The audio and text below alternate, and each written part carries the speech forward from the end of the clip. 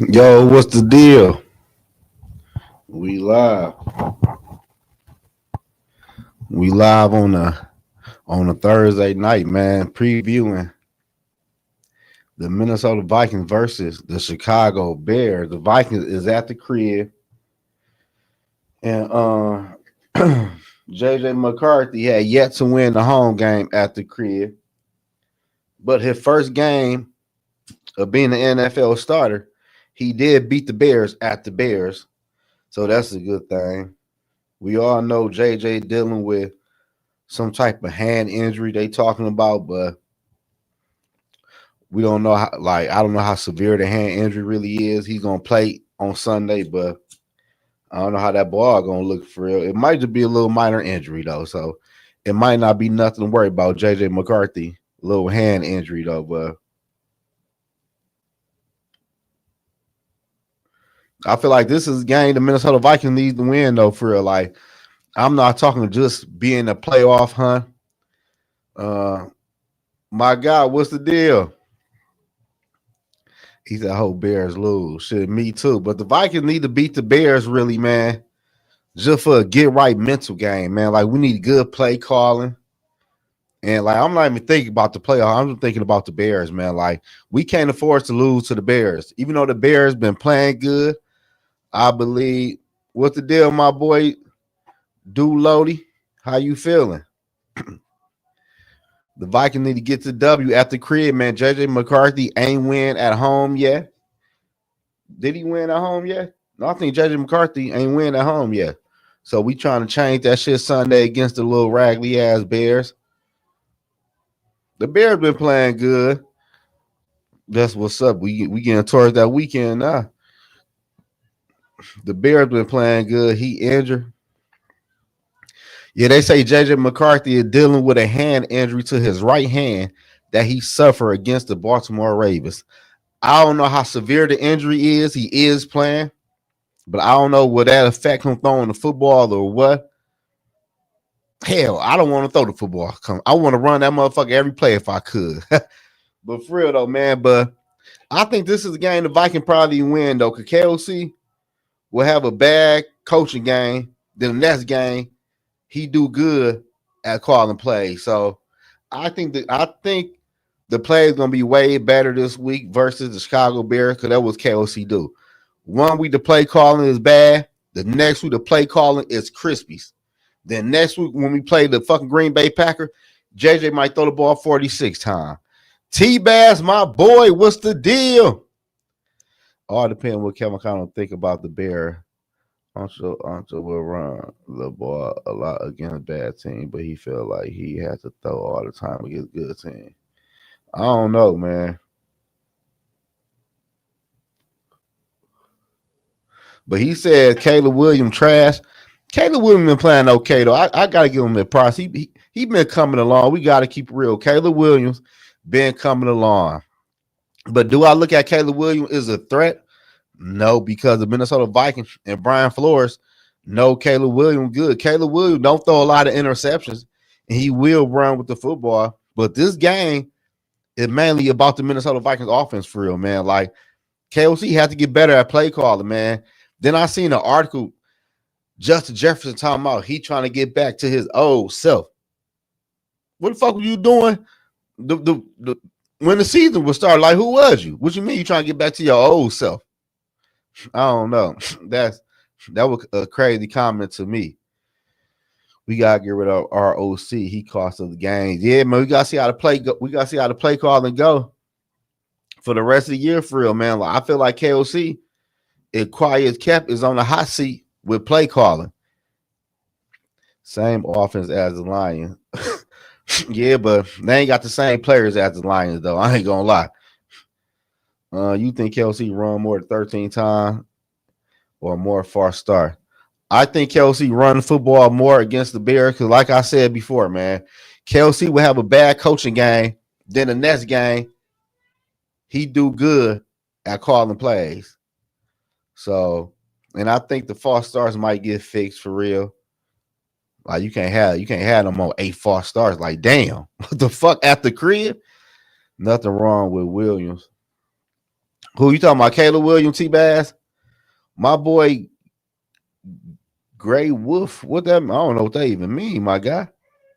What's the Delton? What's the deal? But Jetta missed training camp and he hasn't been in shape. Bro, that boy get $30-something million a year, man. I ain't trying to hear none of that. So I don't know what he mean. Tell me he's trying to get back to his old self. Man, this fucking week. What week is this?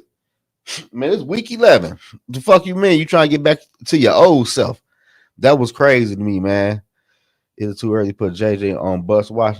Oh man, it's way. Come on, autistics. It's way too early for that, bro. Even though I would be the first to tell you JJ McCarthy ain't been playing good, but a bus watch? No, it's too early for that.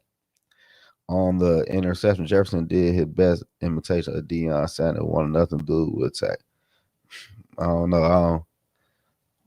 Fuck the tackling shit. The shit should have been on interception. People thinking OT had been off, and it really came off.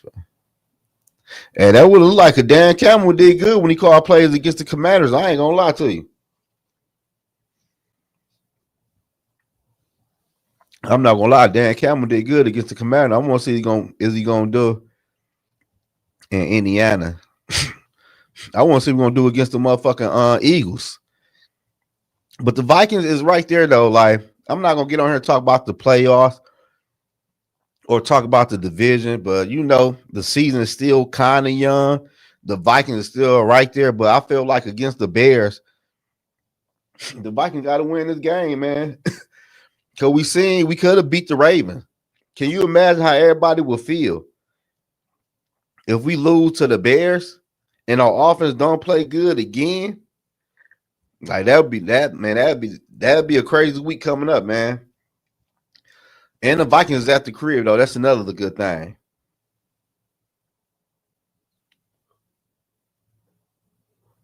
So the Vikings, man, should be trying to get back in that motherfucking win column against the Bears because the Bears been winning though, but the Bears ain't playing nobody. Like they keep that shit a buck. The Bears ain't playing nobody. Like the Bears beat the Bengals, the Giants. They ain't even had a fucking starting quarterback in. We sweeping the North. It looked like we might sweep the North. I hope we can. But we got to start by sweeping them motherfucking raggedy ass Bears because the Bears don't really scare me. And though he said, I don't want to say thank you for being my big gay. So I don't know what he talking about. TM33, what's the deal? If the Vikings run the ball more and defense stay consistent, they still in a good spot for. Oh yeah, for sure. But we gotta take care of business against the Bears though. That's what it really come down to. Kelsey got to get his head out of his ass, man. Quit throwing the fucking football. But Kelsey been doing this. But like I said, Kelsey will have a bad week of calling plays. Then the next week, he will look good calling plays. He's just inconsistent at calling plays. That's what I see, what I noticed. Hey, they beat the Saints too. Exactly, the Saints ain't shit.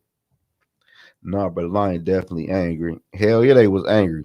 Shit, they got their ass kicked by the Vikings. The offense was just mediocre at best. If we lose to the Bears because Kelsey offense fired, man, if we lose to the Bears because of the offense, the next couple of games would be real critical to KOC. And many people could say, oh, you can't fire KOC. He just signed a contract extension. What that mean? If KOC is so great like everybody say he is, he get another head coaching job the next offseason. And the Vikings won't own nothing. So if he's so fucking great, somebody will hire him in a heartbeat.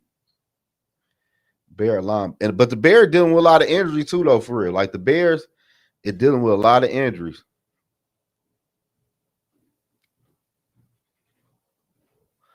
We gotta see what the Vikings do. For real. The Vikings gotta take care of business at the crib, man. JJ McCarthy ain't win at the crib yet. That shit got to change. His first career W win was against Caleb Williams. So let's keep that trend going. Ain't no need to switch the things up now. Let's get JJ McCarthy back on track, man. I want to see JJ McCarthy looking good against the Bears. I want to see the accuracy get better because I don't know what I think he was hot last week. I ain't gonna lie. He might have popped some pills or something because them was some crazy passes. I'm not gonna lie. Bitches ain't shit but hoes and tricks. That's what you got. What you know about that song? What you know about that song? That was the shit back in the day. Who was that? That was like who was that? That was a West Coast song too, wasn't it? What y'all think the final score gonna be? The Vikings and the Bears, man. Shout out to everybody that's in the chat. Subscribe to the channel. I appreciate y'all watching the live stream. And if anybody want to get on here and talk some shit, Zoe always drop that link for anybody. We drop links all day. That's what we do. But yeah, I just want to see better play calling, man. Viking won't beat Lions again. I don't know. That's hard to say. The next time they play the Lions is on Christmas though, so I don't know. And plus, we'll be at the crib, so I'm trying to win all our motherfucking home games for real from here on out. So hopefully they can. The Lions swept them last year. Why can't we sweep their ass this year? Shit, why not? Shit.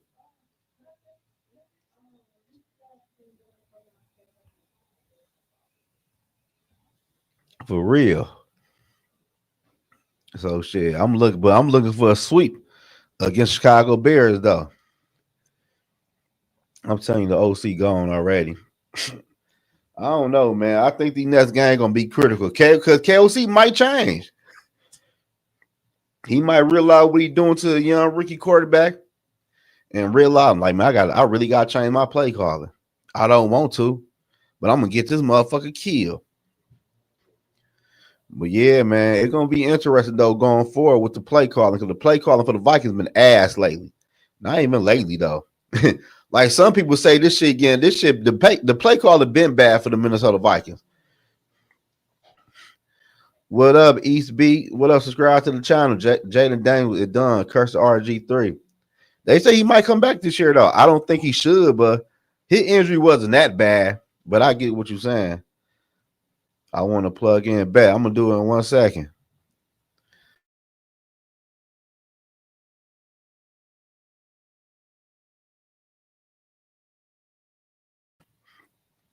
Y'all definitely beating the Bears. Good looking. We got to beat the Bears. We got to put that belt to their ass. Dr. Dre did that song. Okay, I said West Coast shit.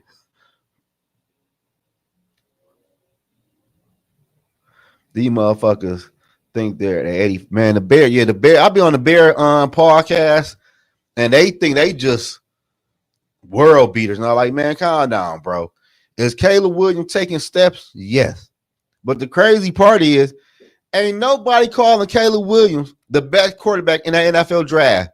Last year with Jaden Daniels.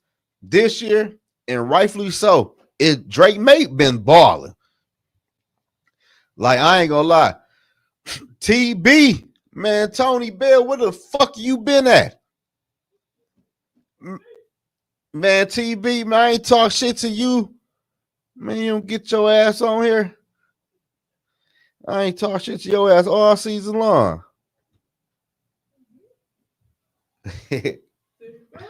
TB in the fucking building. Ben copy everything Dan Campbell. I see. I'm seeing that's really Dan Campbell offense. That's crazy though. But Drake May been balling though. Like Drake May last year. Tony gonna cuss me out again. Tony cuss TB cuss everybody out, bro.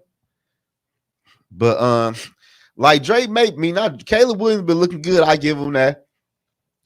But the Bears, I think they came back and had to beat the Giants. Y'all had to come back and beat a raggedy ass Cincinnati Bengals team who defense is just piss poor trash. Y'all need to calm down. That's why I hope the Vikings just put belt to their ass so I can go on the Bear podcast and look at their faces.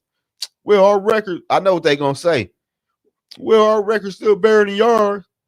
My quarterback's still better than yours. Like, shut the fuck up and hold that and go get that motherfucking broom. We ain't trying to hear that shit. The season's still motherfucking young. You know how many people lost the division? My boy, what's the deal? Man, what the fuck you been? We got Dilson in the bill. Man, we about to get live tonight. Yo, what's up, Tony? What's up? How y'all feel? All right. I'm all right. How y'all feeling? I'm fine. Just dealing with this bullshit season we having so far. Man, you know what crazy TV dog? Like, if our crew had more subscribers, bro, everybody would have been on the KOC shit like we was years ago, bro. We were talking about this shit 4 years ago. RIP to Catch. Cause even Catch was on the KOC train, but he said, yeah, play call do need to get better. Even Catch knew the shit, but he still was rocking with him. But everybody acting like this shit is new though. They're rolling with him because he's our team's head coach, but you can still call him out on his bullshit. But my thing is this, OTB, ask me if I'm right or wrong. People said the Vikings can't fire him because he just got a new contract, right? Right. Yeah, he got an extension. But listen though, if he get fired and a team pick him up, the Vikings don't owe him shit.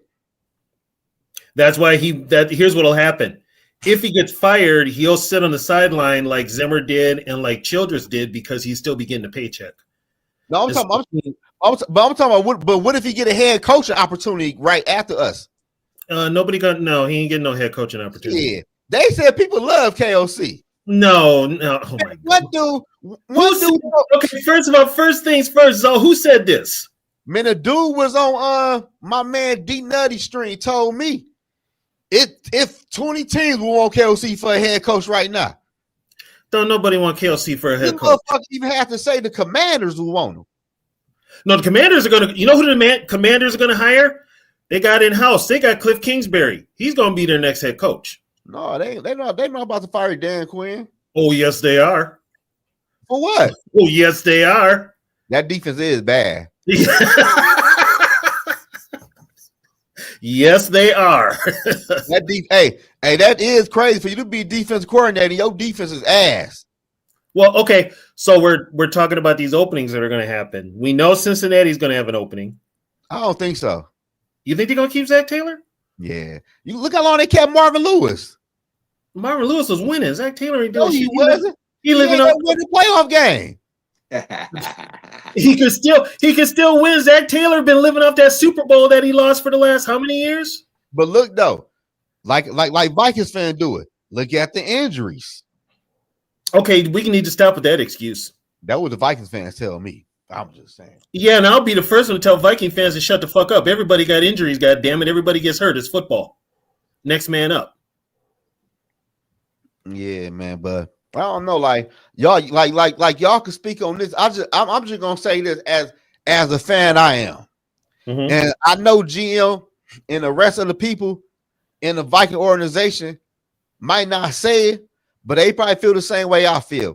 If this motherfucker play call don't get fuck the record, if the play call don't get better and this quarterback looking like he not playing like he hot no more, this hold up. What do you mean by play calling? What you want to see?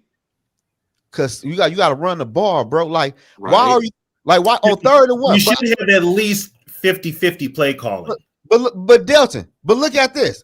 Our running game will average over 4 yards per carry. Why do we only have 13 rushes and we got a young ass Jordan Mason with some young legs? It's I told you guys this before. What did I tell you years ago? KOC don't like to run the ball. But look, you know what crazy though about that? Like I tell people. Hey Tony, you play on the line? Yes, I did. So when you're running the ball, right, you get to deliver the hit, right? Yep. When you're pass protecting, you got to absorb it. Yeah, when you're pass protection, you got to back up and be ready for the incoming collision. Whereas on a run, it's baby. You just snap the ball and just hit a motherfucker. Right.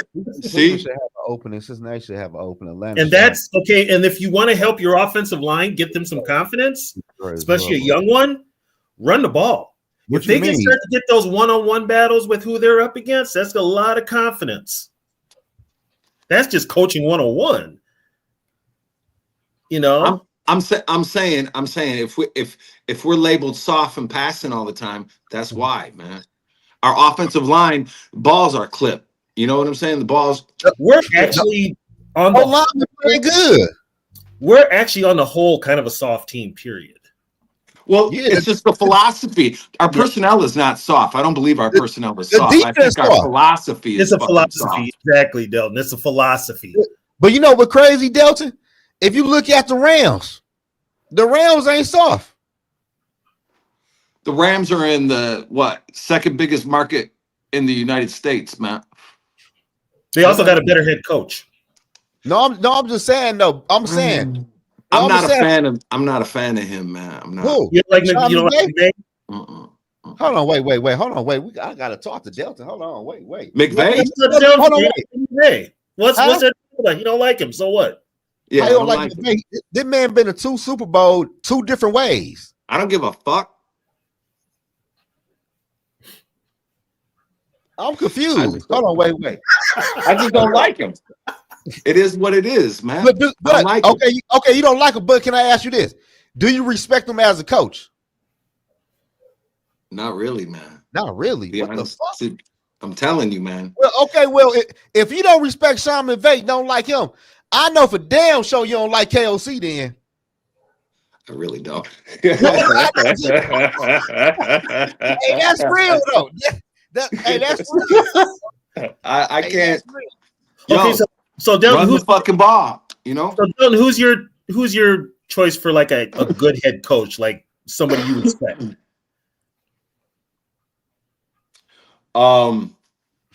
Shit, man. Tell the truth, man. I would take that old motherfucker that coached for the Seahawks for a minute and at USC. I forget his name. Oh, Pete Carroll? Yeah, bro. Okay. Yeah, bro. Man. Yeah, bro. Yeah, see, I could, if I was a player as a respect for a head coach, I could roll with Pete Carroll, Mike Tomlin. Bro, I really I'd roll with Vrabel. Yeah, Vrabel is dope. You know who I want dope to be our next head coach for real? I'm gonna throw it out. I won't be mad at Doug Peterson, and I want Jesse Minter, the Chargers defense coordinator. Yo, fuck that. You know who I want? Fucking Brian Flores. No, I don't want Brian Flores. I think Flores is going to the Giants. No, but he could. He could. Y'all know, but you know why I want Jesse Minter though, for real? Because he came up under Harbaugh. He know how to develop a quarterback. Okay, Zoe. You know that if we had hired Harbaugh, Minter would have been here. Yeah, I know that. Yeah. So if you really, I mean, first of all, here's the thing though. Right now, the Viking front office, if they're going to go after anybody connected with Harbaugh, they ain't going to like what Harbaugh says about him. Bro, the fucked up thing though is that we ain't getting rid of KOC because that means that fucking McCarthy will have to learn a new offense, man. So what? I get it. I get it. Jalen Hurts learned a new offense in 7 years. What that mean? I get it. Here's the thing though. He might learn a new offense where it will be a run-heavy offense, which will help him. He ain't going to have to put the team on his shoulders. Well, that would mean that the motherfucker had a brain, bro. You know what I'm saying? It ain't that though, KOC. It ain't that though, Delta. KOC is just so cocky and want shit to do because you know what it is with KOC. I feel like he won't props. He won't be giving him props. So the team win the way he want the team to win. Right. If you notice, here's the thing with KOC. He's not going to adjust his playbook to fit what you do best. You got to adjust to him. Yeah. A prime example. Look at Dobbs. When Dobbs ain't know the fucking playbook, he looked great for the Minnesota Vikings. The minute he learned that regular ass playbook, man, he was ass. You know what happened there? Remember, what pisses off KOC more than anything? A mobile quarterback. He put the leash on Dobbs because Dobbs was making play with his feet. Yeah. Guess who else he's doing that with right now? JJ. Thank you. Because JJ, only time JJ really run, if you notice, is in the fourth quarter with a game you really need it. He wants to make a play. Yeah. And I can't blame him for that. No. You know? But here's the thing, though, Zoe. I'm gonna bring up some history. So just sit your ass here and shut up. Here's the thing: the dynamic with KOC and JJ, if it lasts another couple of years, could be the same dynamic as Van Broecklyn and Tarkenton in the same type of way. Tarkenton wanted to win, and he wanted to keep plays alive, and he was going to do it with his feet. Van Broecklyn hated him for that. You could have that dynamic again. But I don't know. I don't know if KOC is as rigid as Van Broecklyn, but how old you, Delta? He is. How old you, Delta? 49. Oh, okay. But yeah, you said that name. You said that shit too fluent. I'm like, how old is he? Well, yeah, he also knows Viking history, something you don't. He also knows Viking history. Yo, that was the worst coach that we ever had, though. You know, Dennis Green. I say Dennis Green. That's how old you are. Jerry Burns, man. Yeah, Jerry Burns. That's when they had the leather helmets, right? They did not have leather helmets. For God's sakes. Oh, actually, you want to know something? Them shells that they made back then for Rydell were actually better than the ones they make now. But I'm gonna be real though, man. Like, as a Vikings fan, I feel you, Delton. Like, I feel everybody, because when you fire your coach, your quarterback, your team got to learn a new offense. But like I tell people, that's not really a bad thing, but I get what people are saying. But at the end of the day, I know this motherfucking, like you said, he's not about to change the play calling for no matter who the quarterback is. You call the plays, I call, you run the play to the best of your ability. But yeah, Yo, what did JJ said some McCarthy said some shit in one of his pressers. I think it was 2 weeks back, where he was like, "Yeah, I'm just and I'm paraphrasing, doing what I'm told, following orders or some shit like that." Yeah. Like, he might be overcoached, man. Yeah, you know what I'm saying? JJ, keep on throwing his ass under the bus. Cause you know what's crazy though? You know what's crazy with the mainstream media? Everybody says the Minnesota Vikings is the best landing spot for a rookie quarterback. And right now, the Vikings have one of the worst rookie quarterbacks out of all them damn quarterbacks. Bro, because we don't run the fucking ball, man. But that's what everybody was saying. This is what it is. When you don't run the ball, man, it's like taking a square peg and fucking pounding it into a round hole. If a team knows you're passing, man, they're dropping everybody. And like, also, here's another thing too. The run works when they run the ball. Right. They get 8-9 yards a pop on a run. They were doing that Sunday against the Ravens. But that shit. And he stops running the ball. So I did the math on it, and I think we were averaging 5.5 with running backs and passing average per attempts. We're at like 5.9 or some shit, bro. So it was real similar anyway. So it's like, dude, it's just ugly, man. And here's the thing, too, with a lot of these defenses nowadays, they're not built to stop the run. Exactly. So you can have a lot of success on the ground. You just have to be patient. Hey, you know what? I'm happy you said that. Because like I told Vikings fans, we about to see firsthand. Once Sam Darnold get into the playoffs with the Seahawks, I'm telling you right now, he is going to win his first playoff game with the Seahawks. Because they run the fucking football. Yeah, and they're playing good defense too. Yeah, but my though, Tony, then that's right there is going to be another knock on KOC. Because when Sam was here, we had them 2 playoff games down there, the Lions and the Rams. I call the Lions, that was like a playoff type game. That was a playoff game. Yeah, but Sam Darnold looked like ass in both of them games. And if he goes to the playoff with the Seahawks and he looked decent and they win the playoff game, that is another knock on KOC. Okay, you guys remember that Detroit game when they got down to the goal line? How did they get there? It was a 50-some-odd year run by Cam Akers. Remember that? Yeah. And what did KOC do once he got down to the goal line? What did he do? That bitch. Start throwing. And we ain't even get in the end zone, I don't think. Bro, he clips our balls, man. I'm telling you, man. He clips our balls, man. I'm telling you, man. He clips our balls. Football is a physical game. It's not a finesse game, man. It's not. And unfortunately, really not. We got a coach that wants to be a finesse coach, and it ain't gonna work. It's a finesse team. I hate that shit. We have never been finesse. We've always been hard nosed. The Vikings play football in the NFL like the old Big 12. You remember how they just throw the football all around them? Just don't run the football at all. Right. That's how the Vikings is. Okay, me and Dell know enough to remember when they didn't throw the ball in college football. Shit. Wishbone, baby. Wishbone. Oh, yes. Yes. Fucking Oklahoma and the wishbone. Oh, my God. Nebraska, too. Yep. It's just a point, though, bro. Like, I get frustrated because, like, some people coming around, but, like, me, TB, and the rest of the crew, just a few of us, we've been talking about this shit for 4 years. And we 4.5 years of KOC being the head coach, and we talking about the same shit. And people telling me he need to be here for another year or two. Like, he don't have to defend JJ McCarthy.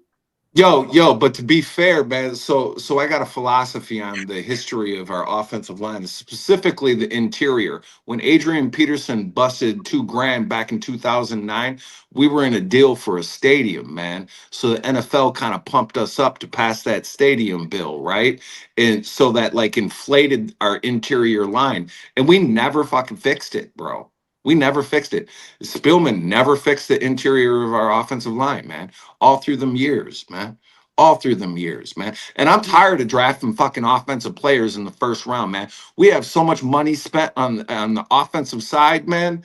Man, we got so much money spent on the offensive side. And you know what's saving us? Our fucking defense, man. I don't get it, man. Well, also this year, here's a bigger problem this year. You know what's crazy? You sound like me, just a little older and a little lighter. You sound just like me. Shit. For real. Well, no, here's another thing, too. This year, when it came to the free agent signings, they spent a lot of money on damaged goods. Well, we got them cheaper, though, TB. We got them cheaper because they're still, I mean, what good are they? Rank, how much we signed Kelly for? He's been, what, 2 games, maybe 2? Right. But we signed him to get Fries, bro. We signed Kelly first. And Fries was coming up with a friggin' broken foot. Right. Exactly. No, you're right. You're right. No. Also, Javon Hargrave finally decided to show up 2 weeks ago. Hadn't seen him all year. And where the fuck is Jonathan Allen? Yo, our home field advantage fucking sucks, man. You see the video broadcasts of our fans, man, just sitting there like this. You know what? Hey, Des, you know what crazy? And you know what? Fucking embarrassing, man. Hey, but ATB, you know what's crazy? Fucking. I had to look at the screen for a second. When JJ threw that last interception, I think they ended up calling it back. Man, the crowd got loud than a motherfucker. I said, "It's stupid, dude." There was a ton of Ravens fans there too. But do y'all remember back in the day when the Vikings played at home? It was an automatic win in the Metrodome, homie. In the Metrodome, bro. If you thought last week was a little weird, it's gonna be worse this week because tell you what, the Bears are in town and a bunch of Chicago Twin City motherfuckers, man. I got so many friends from fucking Chicago, man. We better not lose to Chicago, especially here, man. Where you from, man? Piss me off just thinking about it, man. Where you from, Delta? St. Paul.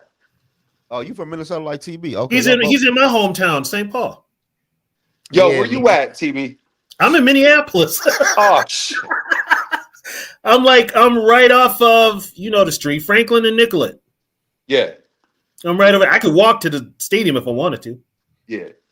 Yeah, that just man. I'm just looking at the team as a whole.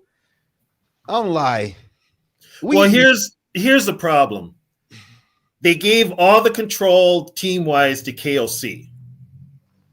So whoever's with the team, that's on KOC. However that team is KOC. Upper management ain't gonna say shit. That's the problem. But I'm gonna tell y'all this too, though. What I'm gonna be paying attention to, I'm gonna look at JJ McCarthy chemistry with Naylor and Addison. And if the shit don't pick up with Addison, I'm trading Addison. And I'm where was Addison last Sunday? At home. He should have stayed home because they didn't throw the ball to him. Right. Shit. Right. That's what I'm saying. I would trade Addison. Here's what's pissing me off. You got Addison, you got Naylor, you got Hawkinson, but you're going to take 12 targets to JJ, and he's only going to have 4 catches? 2 interceptions. 1, he got tangled up with a dude, but guess what? Any other time, that would have been a pass interference call. They weren't calling shit on the Ravens. Yo, no, I don't want to hear that shit. I don't want to hear that shit, man. I really don't. I don't want to hear that shit, man. Yeah, the thing is that the motherfucker, every time the play is called, he forces it to the first fucking read, man. Fucking McCarthy is fucking. He's fucked up, bro. He's just doing what he's told, man. He don't want to step out of the confines of the fucking offense. Then if he's doing what he's told, then that starts with KOC. Exactly. But look though, you know what crazy y'all? When KOC got here, we blame Kirk Cousins, we blame Nick Mullins, we blame Sam Darnold, we blame Josh Dobbs. Some Viking fans and blaming JJ McCarthy. Blame the motherfucker who connects to all of these quarterbacks. I already explained that to you, Zoe. No, I'm just saying though, like at the end of the day, you're beating a dead horse. I already told you about that shit. Yeah, you're right. I know I am. I'm just saying though, like if the Vikings only win 2 more games, and if I don't see no developing JJ McCarthy, and there's a good possibility this team probably ends up 6-11 or 7-10. But guess who will not get blamed? Guess who won't get blamed, bro? I don't see that, man. I can't see that. I think we're a playoff push. I think we're gonna catch fire, man. I think we're gonna hit the playoffs and fuck the people crazy up. part is though, Delta, all we gotta do is change the play calling, and we'd be run good. The fucking ball. Be a fucking man. Be somebody's ass, man. That's you it. know what I'm saying? He's just net. I think KO. I can see why KOC didn't make it as a player now, but if you look, he never called a play in all of his coaching career till now. Right. So that should have been like a red flag right there. But I want to say he took this gig to be the play caller. Because right away, he was like, first thing out of his mouth at his press conference, I'm calling plays. He can't wait to call a play like a kid in the candy store. Yeah. And what made his plays work was he had experienced quarterbacks, and I hate to say his name, but you know who, Kirk Cousins. Yeah, he played good in the offense. And then he also got out of here, man. And then he also had Darnold. Yeah, they did play good in the offense, though. You know, if he was really going to show his worth, he would have developed Dobbs, which Dobbs started moving it, using his feet. And then also, Dobbs played that Denver game, if you remember. He had a concussion, and he played. He got concussed on that one hit, and he was never the same after that. Bro, for whatever reason, we didn't have a line, man, is what the thing is, man. Throughout all them years with Kirk Cousins, the interior of our line sucked, man. We couldn't it would just get compressed, bro. They're dropping like flies. You know? It's like they were never.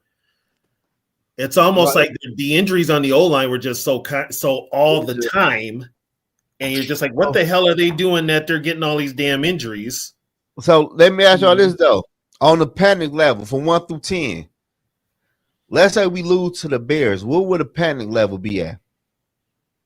It should be high. You lose to the Bears. I don't even want to think about that, man. We ain't losing to the Bears at home, I think we're going to beat the Bears, though, because I don't like their offense still. What's the line? What's the line on this motherfucker?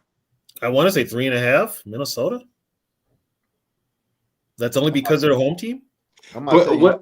What's the over-under? Hey, Zoe, you know the over-under? I think the over-under is 47.5. So that would be like 24-24. It would be like, what, 20? The line right now is 2.5. Favor the Vikings. And the over is 47.5. So really, the Bears are favored by 1 at home. You get 3. Really, is traditionally. So I wonder who's getting most of the money then. Probably the Bears. No, probably the Vikings. Probably the Vikings are their home team. I would think the Vikes would be a steal in this game, man. As long as we run the ball, man. The Bears ain't got no fucking linebackers, man. But like I told people earlier before y'all hopped on, KOC will have a bad week of calling plays, and the next week he will look like a genius. So here's the thing: he right now one loss. It's right, back and forth. It's inconsistent. He inconsistent. That's why I just said this week he gonna do good with calling the play.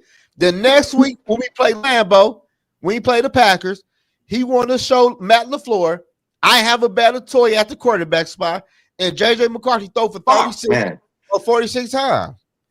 Yo, this is JJ will pass for 35 plus attempts. He shouldn't be throwing that much. I don't know. 32, 35 is all right, man. As long as you're running the ball 20 to 30 times, you know, what is that? 60 plays? Man. Yeah, that's what so this is what pissed me off, man. This is what pissed me off about KOC's fucking interviews lately, man. How he's and this for me, this is a fireable fucking offense, man. And I take this shit personally, man, because I personally do not like fucking people like this, man. You do something based on what somebody else does. You know what I'm saying? Like he was calling passes because they were loading the box or whatever. Man, fuck that, man. Do you, man? Do you know what my life would be like if I walked around this motherfucker saying I can't do something because somebody's in my fucking way, man? There ain't no way, bro. No way. Okay, hang on. First things first, Delton. You wasted valuable time listening to him talk. I don't listen to none of his press conference. I don't listen to none of them bitches. You must have been really bored to listen to his presser because it's just. I wanted to hear his bullshit. Really, sorry. You know what crazy, Delton? I think you and other people in the chat be telling me what he said because I never watched one of his press conferences. Because he would tell you in the off season, "Oh, we gonna run the football. We got Jordan Mason. We about to pound the football. Right? We ain't pounding shit." He says, "Don't talk about it. Be about it." He's talking about pounding unless he go home and pounding somebody. But other than that, the Vikings ain't pounding. You know what? He got 4 kids, so yeah, he is. He's going home pounding that wife. So he right. Somebody pounding. But I mean, everything with him. It's like one of the reasons they hired him is because he knows how to talk to the press, so he knows how to spin shit. He know how to tell lies. If you know football and you're looking at it, you know damn well what's coming out of his mouth of that presser and what he's doing on the field are 2 different damn things. You know, this type of shit pisses me off, man. It's sports, man. You're supposed to be passionate, man. You ain't supposed to be fucking PC all the motherfucking time, man. Yeah, that's why you gotta hire the right person. Tell me what it is. Man. Hey, get on that podium and say, yeah. I don't know why I ain't running football more. I should have. I fucked up. You know what I'm saying? That's what I want to hear him say. I want to see him fucking pound the fucking podium and be like, I fucked up. I didn't call enough fucking runs. I need to learn how to make our players fucking go out there and beat somebody's fucking ass. That's what I fucked up. We're a physical team and I'm making us play like pussies. But telling me that PR shit, man, you can say that for other people. I don't even watch a press conference. I don't want to hear the lies. And I'll tell you what, I got a funny feeling that's why Flores is gone at the end of the year. Yeah, I think Flores leaving, man. Flores tired of this shit. Like, cause at the end of the day, if y'all really pay attention, the Vikings offense being bad, that's how the Vikings defense looking bad because they on the field too much, and our defense ain't really like that. They okay. You know what's really wrong this year? We're not getting the turnovers. We're not getting the turnovers this year. You know what? You know why? Turnovers left and right last year. You know why, TB? Because I did see this interview though. A Viking defender said when they played against the Ravens, the play calling was just vanilla and just simple. People know don't do too much against the Vikings on defense. We gonna get a good field position. We gonna score about 17, 14 points, and their offense ain't shit. So the thing about our offense is, man, is like we're a one-trick pony. We run a fucking 40, 30, we run a 20-yard motherfucking out and air that bitch out. And you're right, Cody. You know what that is? That old school football, man? That's motherfucking championship football, man. Play defense, pound the rock, suck the defense up, then throw the 30-yard motherfucking pass. There's a difference to this shit, man. And Dels, you know what's crazy? If you look at the way Seattle is treating Sam Darnold, that's the way they do it. That's the way they do it. Yeah, that's how it's supposed to be done. Like I tell people, since Sam Darnold been in Seattle, he never had a game like he did with the Vikings. Like we looked bad against the Jacksonville Jaguars. Our offense was ass. We barely beat the Jaguars. We barely beat the Titans last year. Right, but when you look at Sam Darnold now, he never had no type of games because they know what they got. He can throw the ball good. He cool, but we're going to run the ball more than we throw the ball. And they did that last week, putting up 40-something points. It's like in basketball, you know, when you cross somebody up, you go right and then you go left. If the motherfucker don't move, you just wasting your movement, man. Because he's going to be right where you just, you know what I'm saying? Like he's going to be here. You're going to go right and left. And he's going to be there still, man. You know, all these fucking plays that we're calling all down the field, they're so predictable. We ain't getting motherfuckers out of too high zone, man. They just sitting back there licking their chops, bro. It's the same shit, though. It's like I tell people, man, it's the same shit, different year and a different quarterback. Last year, we blamed Sam Darnold. The year after that, we blamed Jared. What was that rookie we had? Jared Hall. That was his name? Jared Hall. Hall got hurt.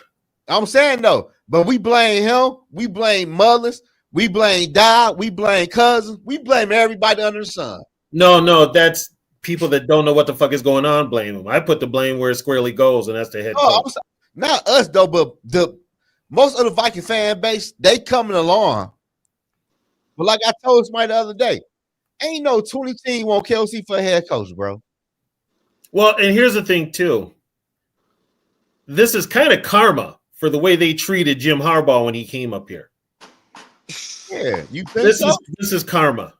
But the crazy part is, like people say we need to fire Kwesi. I'm keeping Kwesi because Kwesi wanted Harbaugh to be the head coach. And that's why, okay, this is what my guy told me.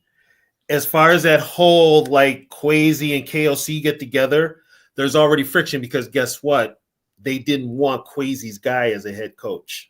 Yeah, and at the end of the day, Tony, who was right? Kwesi. What are you looking like? Well, and okay, you've also noticed too that they gave Kwesi an assistant in Ryan Grigson, right? Yeah. And the other dude is his assistant to the assistant under Kwesi, right? Right. They're ready to get rid of Kwesi. Yeah, but Kwesi ain't the problem. Not to them. But at the end of the day, though, here's the thing. This is what I'm telling people. They've already got it. So should Kwesi resign or they decide to get rid of him, they give that gig to Grigson, the same guy who destroyed the Colts. I don't think we should get rid of Kwesi. I like Kwesi, man. Yeah, Kwesi might walk. He might say fuck it and walk. I tell people, Kwesi and Brian Flores and other people, right? Like B-Flow, like, bro, your offense, I tell you all, you got to run the football. It's easy to play against your offense in practice because you run the football, but you're gonna throw the ball 2 plays in a row. It's easy to go against you in practice. Well, here's the deal. Keep an eye out as soon as the season's over. Pay close attention. You know Flores is going to get a gig. He's going to get a gig, and he should. After the shit he went through in Miami, he deserves a gig. The other one could be Kwesi. And you know what's crazy? I respect B-Flow, and I respect Harbaugh. Because Harbaugh right now lost 2-star offensive linemen, and they still winning and running the motherfucking football. Because he got a good philosophy. Yeah. Because B-Flow said it off rip. I want Herbert to be my quarterback. I don't want Tua. And Tua is fucking ass. And that's what got him fired. No, what got him fired is he wasn't taking that fucking $250,000 per fucking loss, man. He wasn't going to lose. He wanted to win. Yeah, but at the same time, Delton, he wanted Herbert to be his quarterback, but the owner wanted Tua.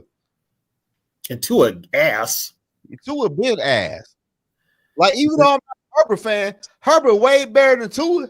And then they got the Big Bang Theory reject as a head coach. I mean, what the fuck was that all about? Jesus. Yo, how did Hurts end up better than Tua when Tua took Hurts' job in college in the championship game, man? It's still like it crazy, man. You know? Here's the thing with Hurts now. Hurts last few weeks has looked kind of average himself. I mean, it's if you think about it, neither one of them are setting the world on fire. One's got a better supporting cast, and that would be Jalen Hurts. And plus, what do the Eagles do? Run the ball. Man, no run the ball. But Miami though's got that one running back for him. What's his name? Etienne. The fuck is his name? Kane. Yeah. Kane. So they can run the ball, but the rest of the team is just ass. Yeah.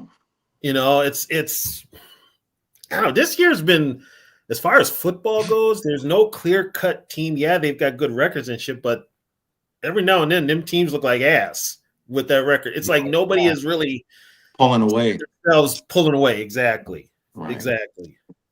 Nobody pulling away. It's like it could be any, like they say, any given Sunday. That shit's real this year. Yeah. It really is. It is. I'm telling you, man, we could get hot, man. Start running the ball. Our offensive line start clicking off on motherfuckers, man. We just take on a different identity, man. Boom. Bro, okay, we're built for some shit, man. Here's one for this week, though. Do you guys see Detroit beating Philly? No. Okay. The offensive line to the Lions cannot handle the Eagles' defensive line. Yeah, that's gonna be that defensive line of the Eagles. Ooh. Yeah, they're dope. And who did the Packers got?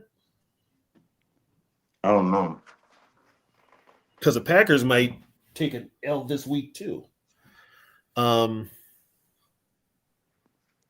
then we got the Bears, which I think we pull it out. I think we beat the Bears. Bro, we could be one game and back in the division lead after this week, man. Yeah. Come on, man. Run the fucking ball, man. Yep. You know? It really ain't that hard. Shit, man. You would here's my thing. You would think some of those offensive players would get in KOC's ear and tell him to run the damn ball. Especially the offensive linemen. Bro, they pussy, man. They pussy in Minnesota, man. They straight up pussy. Don't nobody want to fucking speak up and go against the grain in Minnesota, man. Don't nobody want to do that shit, and man. That's problem number one. And I'm feeling that shit. I'm telling you, man. These motherfuckers here, man, are two-faced and shitty. And dude, I'm sorry. I'm sorry, Tony Bell. No, you straight. I'm sorry. Are you born and raised here, dude? Or yes. Okay, so you know what? You ain't been all over. You know. These motherfuckers, man. I mean, put it this way: I got like 10 years on you, and these motherfuckers are still the same. They ain't changed. They ain't gonna change. Right. You know, it's just you know how to deal with motherfuckers like that. Yeah. That's why I keep to myself, stay in my apartment, and tell motherfuckers to kiss my ass. Bro, they're a bunch of weirdos here, man. Weird motherfuckers, all clicked up and shit, man. Don't nobody say anything, it might offend somebody. Don't speak your mind. New England coach, but hey, look, I ain't gonna lie to y'all. We gotta talk about some of these quarterbacks. I'm gonna keep it a buck with y'all. Which one? The buck. Drake May is looking fucking good in a motherfucker right now. You know why? You got a new coach, Josh McDaniels. Yeah, he's looking good over there. And here's the funny part. The Patriots want to run the ball desperately, but all the running backs are getting hurt. But they're tough. They're tough, Tony. They're tough. They don't play that shit. They got Vrabel as their fucking head coach. Dude, they're tough. Exactly. And they got that shit. They got McDaniel calling the offense. Yes, that shit, man. I ain't gonna lie to y'all, man. Hey, Drake May is knocking off some big dogs. Josh Allen, Baker Mayfield, Drake May looking good. Of course, Zoe, you do know if he loses tonight to the Jets, that talk all stops. I know. Like they're gonna beat the Jets though, but he still at the end of the day, he still looked like last. Oh, dude, I thought Cleveland was gonna beat the Jets. But at the end of the day, though, like I tell Chicago Bears fan, ain't nobody ever said Caleb Williams was the best quarterback in that draft class. Last year it was Jaden Daniels. This year it's Drake May. Hopefully next year it'll be JJ McCarthy. But it's never Caleb Williams. What's his name's come back to earth too, and that's Bo Nix.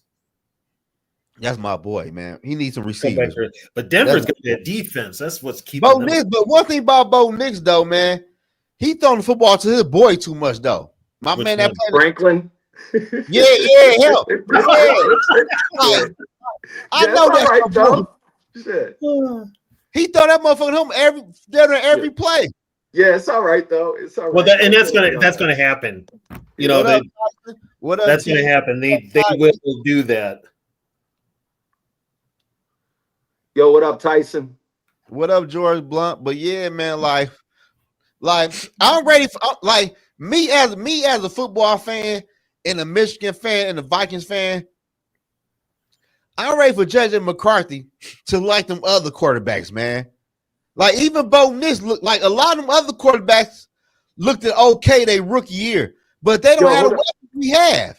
Hold up. Let's get into this Ty comment here. Ty Eagles. How could the Vikings let both top two quarterbacks leave and now they're lighting the league up? Well, they went to stable teams, man. They went to teams that have philosophy of running the fucking ball, man. Which top two? One is Darnold. He got into the right situation. And then Jones. That motherfucker on the Colts, man. Jonathan Taylor is a motherfucking maniac. Here's the thing with Jones. They offered Jones a contract. Jones turned it down. Right. But you know why? You know why though? Because he knew the shit was bullshit, and he knew JJ gonna be the quarterback. No matter how good he played. They were just giving him more money, man. That's all. They were giving him more money to ride the bench. Oh yeah, probably so. But at the end of the day, though. But you know what though, Colts fans, be prepared. You're gonna get the real Daniel Jones when you least expect it. You're gonna get Daniel Jones. Hey, both them motherfuckers are gonna fold once a team shuts their run game down, man, and makes them one dimensional and goes up 2 possessions into the third quarter, man. They ain't built like that, man. They ain't clutch. But listen though, Delta and TB is hard because both of them quarterbacks we talking about have a strong run game and a strong defense. Don't defense in Seattle and Indy is for real. Yeah. Okay, I got one for you. You trust Seattle like in January going into Philly? The first game in the playoffs? No, but they might not play anytime in the playoffs. No, but I'm talking about just getting one playoff win though. Well, they'll probably get it. It depends on who they play. Yeah, they gonna get one because Philly gonna win a division, and I believe they gonna win a division, or they might lose. You know what though? I'm sorry. The Rams have surprised the hell out of me this year. Yeah. Stafford, bro. His old ass holding up. Yeah, I'm like the Rams are that. The Rams could be that team that shock everybody. Man, Matthew Stafford. The last 3 games, they threw 4 touchdown passes and no interceptions. That's crazy. Oh, and what are the Rams doing this year? Running the ball. Yeah, and they throwing that bitch though. Yeah, but they're running it more than throwing. But like Ty Eagles, I ain't gonna lie to you, bro. I'm gonna keep 100% honest with you, bro.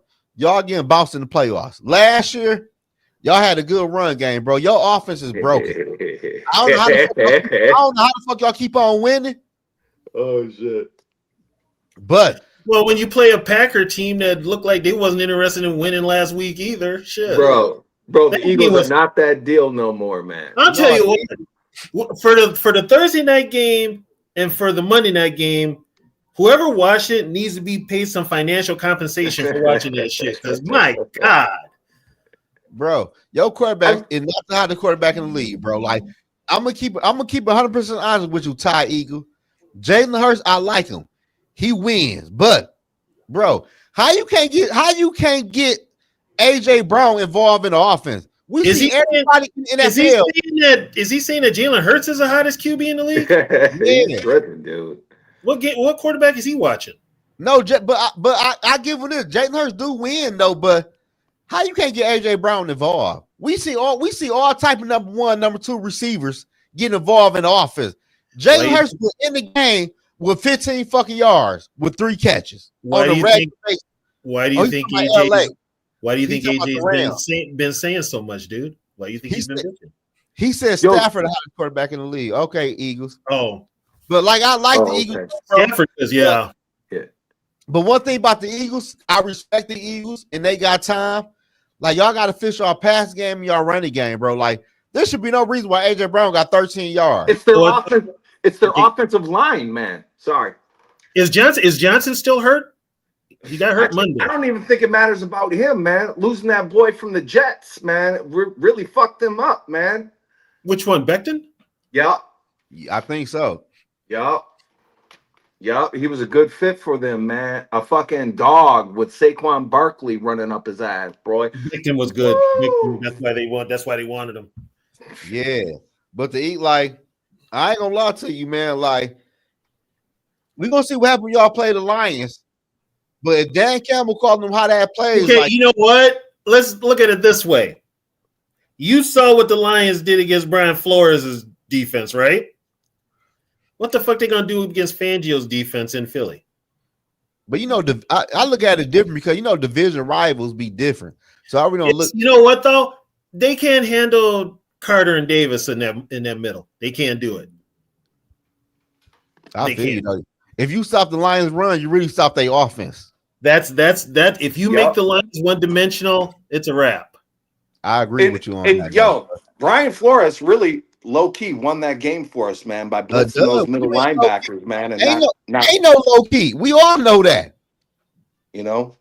Because he froze up Gibbs, man. He froze up all the running backs. Like the running back was not an option to leak out the back. Yeah, once he took Gibbs and Montgomery out of the game, you made them blockers, and they can't do that either.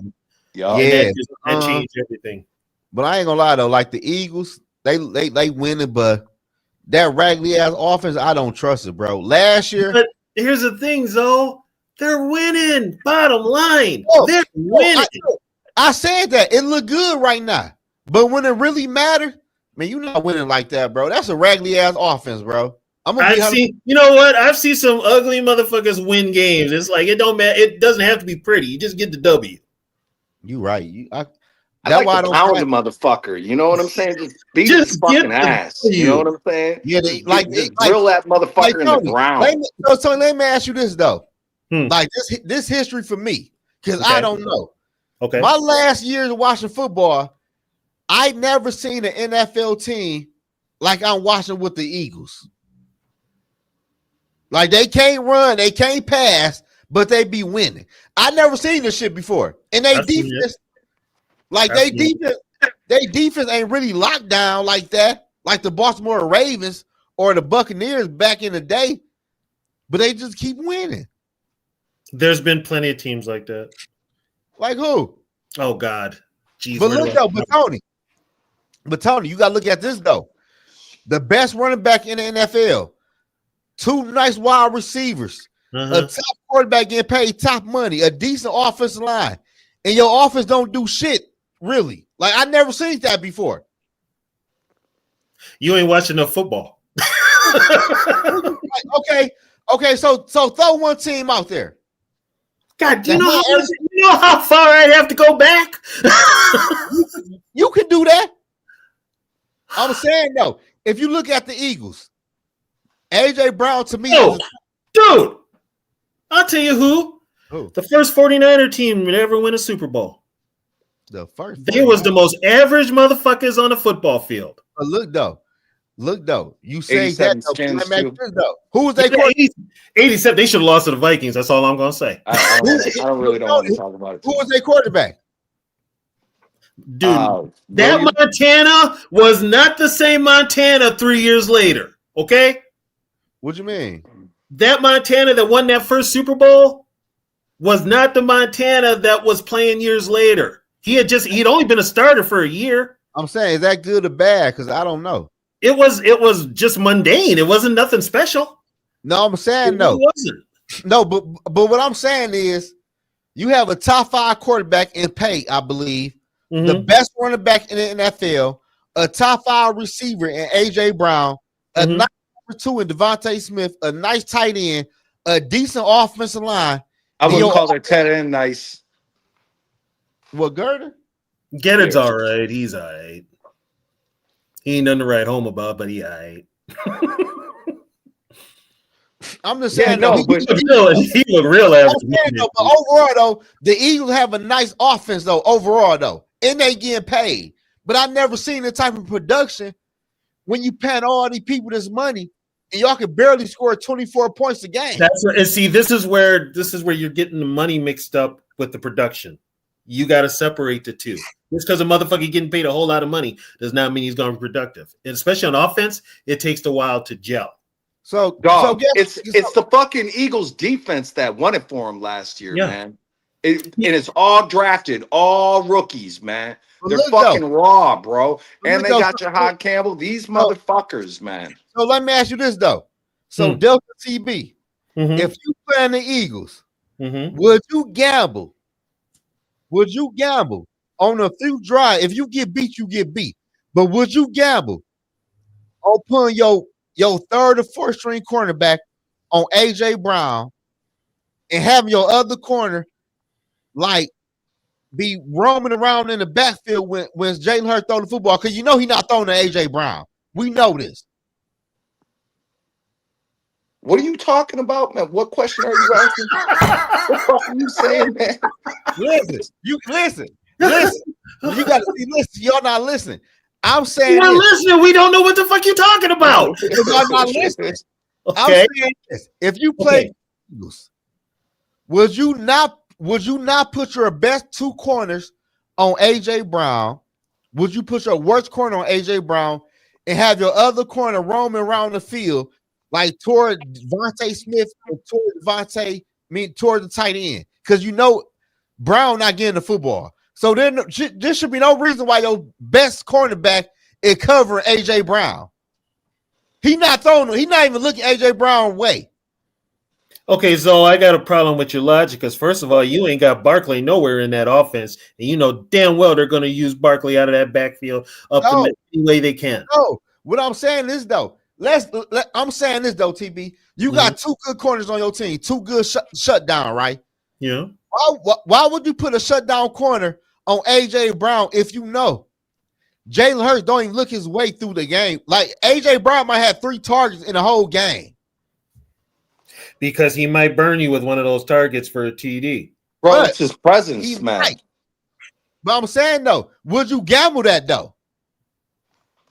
Like, you might not do it in the beginning of the game. Like, you might do it as a halftime adjustment because Jalen Hurts not even people. He might say you getting covered. But after halftime, you switch the whole shit up. First things first, I'm shutting down Barkley. No, they can't fuck. They can't. I'm telling you my game plan. First things first, I'm not thinking about Brown. I'm not thinking about Devontae Smith right now. I'm thinking about stopping Barkley because he can kill you in 2 ways. Okay? Too evil. Always be on bullshit. What'd he say? Lions looking good. Oh, yeah, that's typical too evil. Yeah, that's be on bullshit. But no, for me, if I'm going to be a defense coordinator, if I got 2 shutdown corners, Jalen Hurts going to have to beat me with his arm because I'm taking Barkley out of the game. Right, but you're going to do that. But what I'm saying is, would you put like a 3rd string cornerback on AJ Brown to see do Jalen Hurts even peep the shit? I wouldn't put my 3rd string quarterback on the field. You have to. Not in an important game like that. And if he's going to cover somebody, it's going to be either the slot or it's going to be. I just feel like at this point you don't have to put your best corner. He not throwing the motherfucker the ball. But okay, here's the thing though, Zoe. Just because they ain't speaking and he ain't getting the ball, don't mean when he play your ass he ain't going to get 10 targets and 6 catches. I never seen that, so I don't know. They don't really move like that though. But yeah, they don't. Yeah, so but there's always, you know what? This shit can happen. Yeah, you got to be prepared. No, at the end of the day, man, I feel like the Eagles' offense and AJ Brown just don't miss because they quarterback can't get them the football. Yeah, man, Jalen Hurts ain't. Jalen Hurts ain't that. Jalen Hurts ain't it. He just win though. He win. You got to respect. That's but Zoe, you know how many quarterbacks weren't shit, but they got Super Bowl rings. I can't say he ain't shit though, because he win games though, bro. He win the game different though. I gotta give him his props, bro. Like, okay, so let's put it this way: if he doesn't have Barkley in the backfield with him, does he win? No, he been to the Super Bowl without Barkley. What you mean? Yeah, and he lost. And he threw for dinner 400 yards, looked good. And he lost. But he still won a lot of games without Barkley. But he lost that Super Bowl. It don't matter. We can't even get to the fucking Super Bowl. So if the Vikings get to the Super Bowl, I still would be happy. I'm just saying, I'm just proving a point. Yes, I think he still can win without Barkley. You're one of the few. That's me. Because you know what? All he going to do all game is dink and dunks to that tight end, to the running back. And every now and then he might catch Devontae Smith over top and he's going to run with the football. That's all he do. But he gets a W. That's all that matters. Yeah. But they got hella D though, man. There's two sides. You gotta have a defense though to match that. If you're gonna have that lame of an offense, you better have a damn good defense. Yeah, they offense just I hate they fucking offense, bro. Their offensive line sucks now, man. We gonna kill them bitches in the playoffs, man. You listening, Ty? Motherfucker.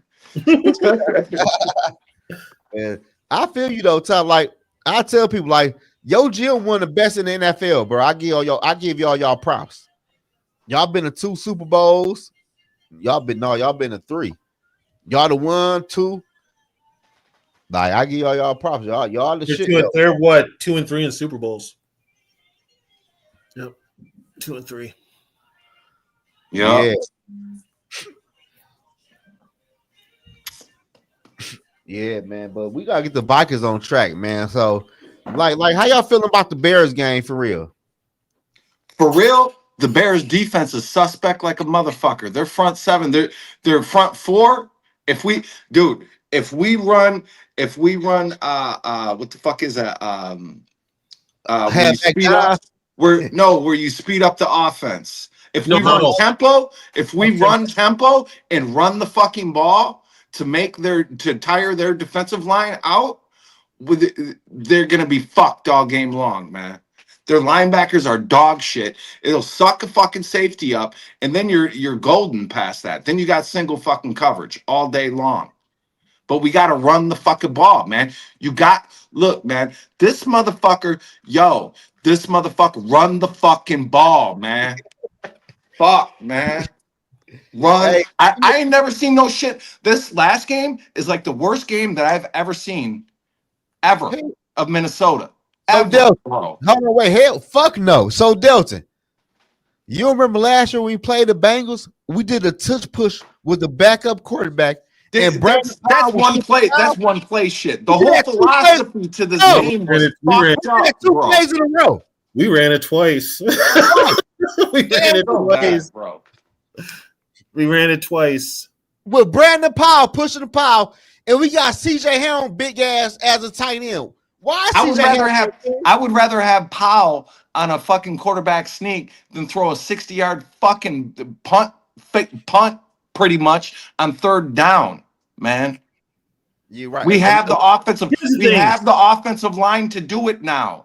Use the fucking tools you have, man. He went 3rd and 2.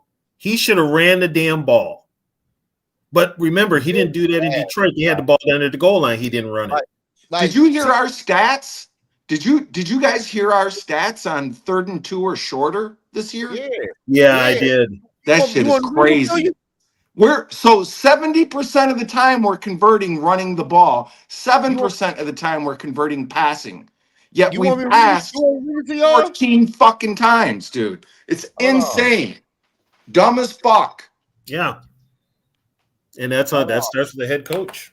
I got something better for you though, Delta. Hold on, wait. I got something better. I sent this shit to D Woods a couple weeks ago. I don't even see this shit no more. But yeah, you right though. Oh, here it said right there. It say, and this was 2 weeks ago. The Minnesota Vikings on 2nd and 2 or fewer, or 3rd and 2 or fewer, they had 35 plays ran, 18 pass attempts, most in the NFL. They had 15 rush attempts, ranked number 28th. That's the bottom. 17 first down, ranked 29 at the bottom of the NFL. Jesus Christ. With a 44.7 successful rate. That's ranked number 32. And on the average on new plays is 63.3%. Dude, we're going to crush the Bears, man. Fuck that. Josh Oliver's coming back. We're going to run 12 personnel. We're just going to fuck them up, bro. I think we're just going to be pissed the rest of the year, man, and just fucking kill everybody, bro. I think we're about to go on a tear, bro. Hold on. You I would honestly say that. I would honestly say we are. I don't trust KOC. If there's any one person I don't trust on this team, is KOC. Did you call the play Sunday, Delta? Say what? Are you calling the plays Sunday? Yeah. You talking like you calling the plays. Shit. 50-50. Run, pass. No, that would be like I would literally, with this team that we have, I would literally go like literally 50-50, man. I would go 50-50. I would even go further. I go old school. I would put Mason. 55. I would put Mason and Jones in the backfield together. Hey, Delta TB. You know, if I were KLC, you know what I'd be doing right now? The Viking fan base will be so mad at me. Run pro form? No, that would be dope, TV. No, it ain't that form on their ass. It ain't that though. I'll be running so much. Y'all was trying to hire JJ McCarthy because he only thrown the football 15 to 18 times. Yeah, but are we getting the W? That's all I care about. Yeah, we're getting the W. We crushing these motherfuckers. Our defense ain't lit up shit when they rested, man. Yeah, we get it. But TB, y'all would. But as a fan, we would say, "Damn, if we hiding our quarterback, why we run so much? We don't. I like Zimmer, man. I'm not. I wouldn't be saying that at all. Just so long as I got a W, I don't care. Yeah, if JJ throwing the ball 18 times on some easy passes, he gonna look great. Here's what I tell people. I'm sorry, whoever you got on your fantasy team didn't help you win a championship, but fuck your fantasy team. I'm trying to win an NFL championship, and I'm gonna do it the best way I know how. And if that means running the ball, and I'm still getting a W, look. This is what's fucking us up. This is why Justin Jefferson has looked like shit, because them safeties are just waiting 15 yards back for Justin Jefferson to run to them all fucking game long because we're calling 20-yard fucking passes, bro. Dude, Justin Jefferson is just gassed at the end of the game, bro. He's done, bro. Nobody can fucking run 60 fucking 40, 50-yard sprints in the matter of 3 hours, bro. Here's the thing. This is what I don't understand with KLC. Why do you have these 10, 15-yard routes? What happened to slants? What happened to quick ins and outs? Nothing like that. Right. I got to speak on this, though. I seen this shit going around Twitter a lot. Everybody comparing J.J. McCarthy first 4 starts to Josh Allen. And listen, they numbers is very similar. But I'm a big J.J. fan. But we all know when Josh Allen got better, he got a number one receiver in Stephon Diggs. J.J. McCarthy have a nice number one receiver and a number 2 and a number 3 receiver and a tight end and running back.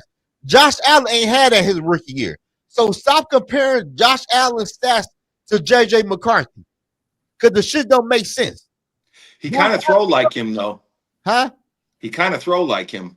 It don't matter, though. They comparing the stats. But when Josh Allen came to the NFL, the Buffalo Bills ain't had shit on offense.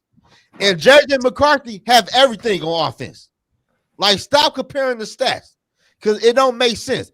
J.J. have the best receiver in the NFL, a nice number 2, a nice number 3, a high-paid tight end, and some nice running backs. Josh Allen ain't had none of that shit when he got to Buffalo. But if you pass in 80% of the time, the defense knows exactly what you're fucking doing, man. That's what pisses me off so much, man. And defenses nowadays are built to stop the pass, like I said. Yeah, bro. They ain't built to stop the run. Hey, TB, let me ask you this, though. During your football history, not even Vikings, during your football history, have a football team ever fired a head coach and rehired him? Yeah. Who did that? Rams did it years ago with George Allen. And they fired him again. They brought him, he got fired. He went to Washington. They hired him back, and then they fired him because he lost 2 preseason games. God damn, that's brutal. You lost 2 preseason games. Get the fuck out of here. They fired him after 2 preseason. He lost both preseason games, and they fired him. Yep, yeah. That was George Allen. They ain't fucking playing. They winning. You know what I'm saying? That's a message to everybody on the motherfucking team. If you ain't here to win, get the fuck out. But the guy they replaced him with didn't get to a Super Bowl. He lost to the Steelers. But there was a whole big drama about that shit. But so let me ask y'all this. Let's say the Minnesota Vikings offense don't pick up like we wanted to. Do y'all see any type of way that KOC will give a play caller? Nope. If he's forced, he's got to be forced, bro. Yeah, but who gonna do that? Well, the GM got to fucking force him, man. Quasi would do it, but Quasi don't like him. So yeah, Quasi will do it. The problem though is Grigson. You think Quasi will drag his nuts right across his forehead and be like, look here, motherfucker, just mind your business. Go walk around like a fucking homeless child on the sideline, you little bitch.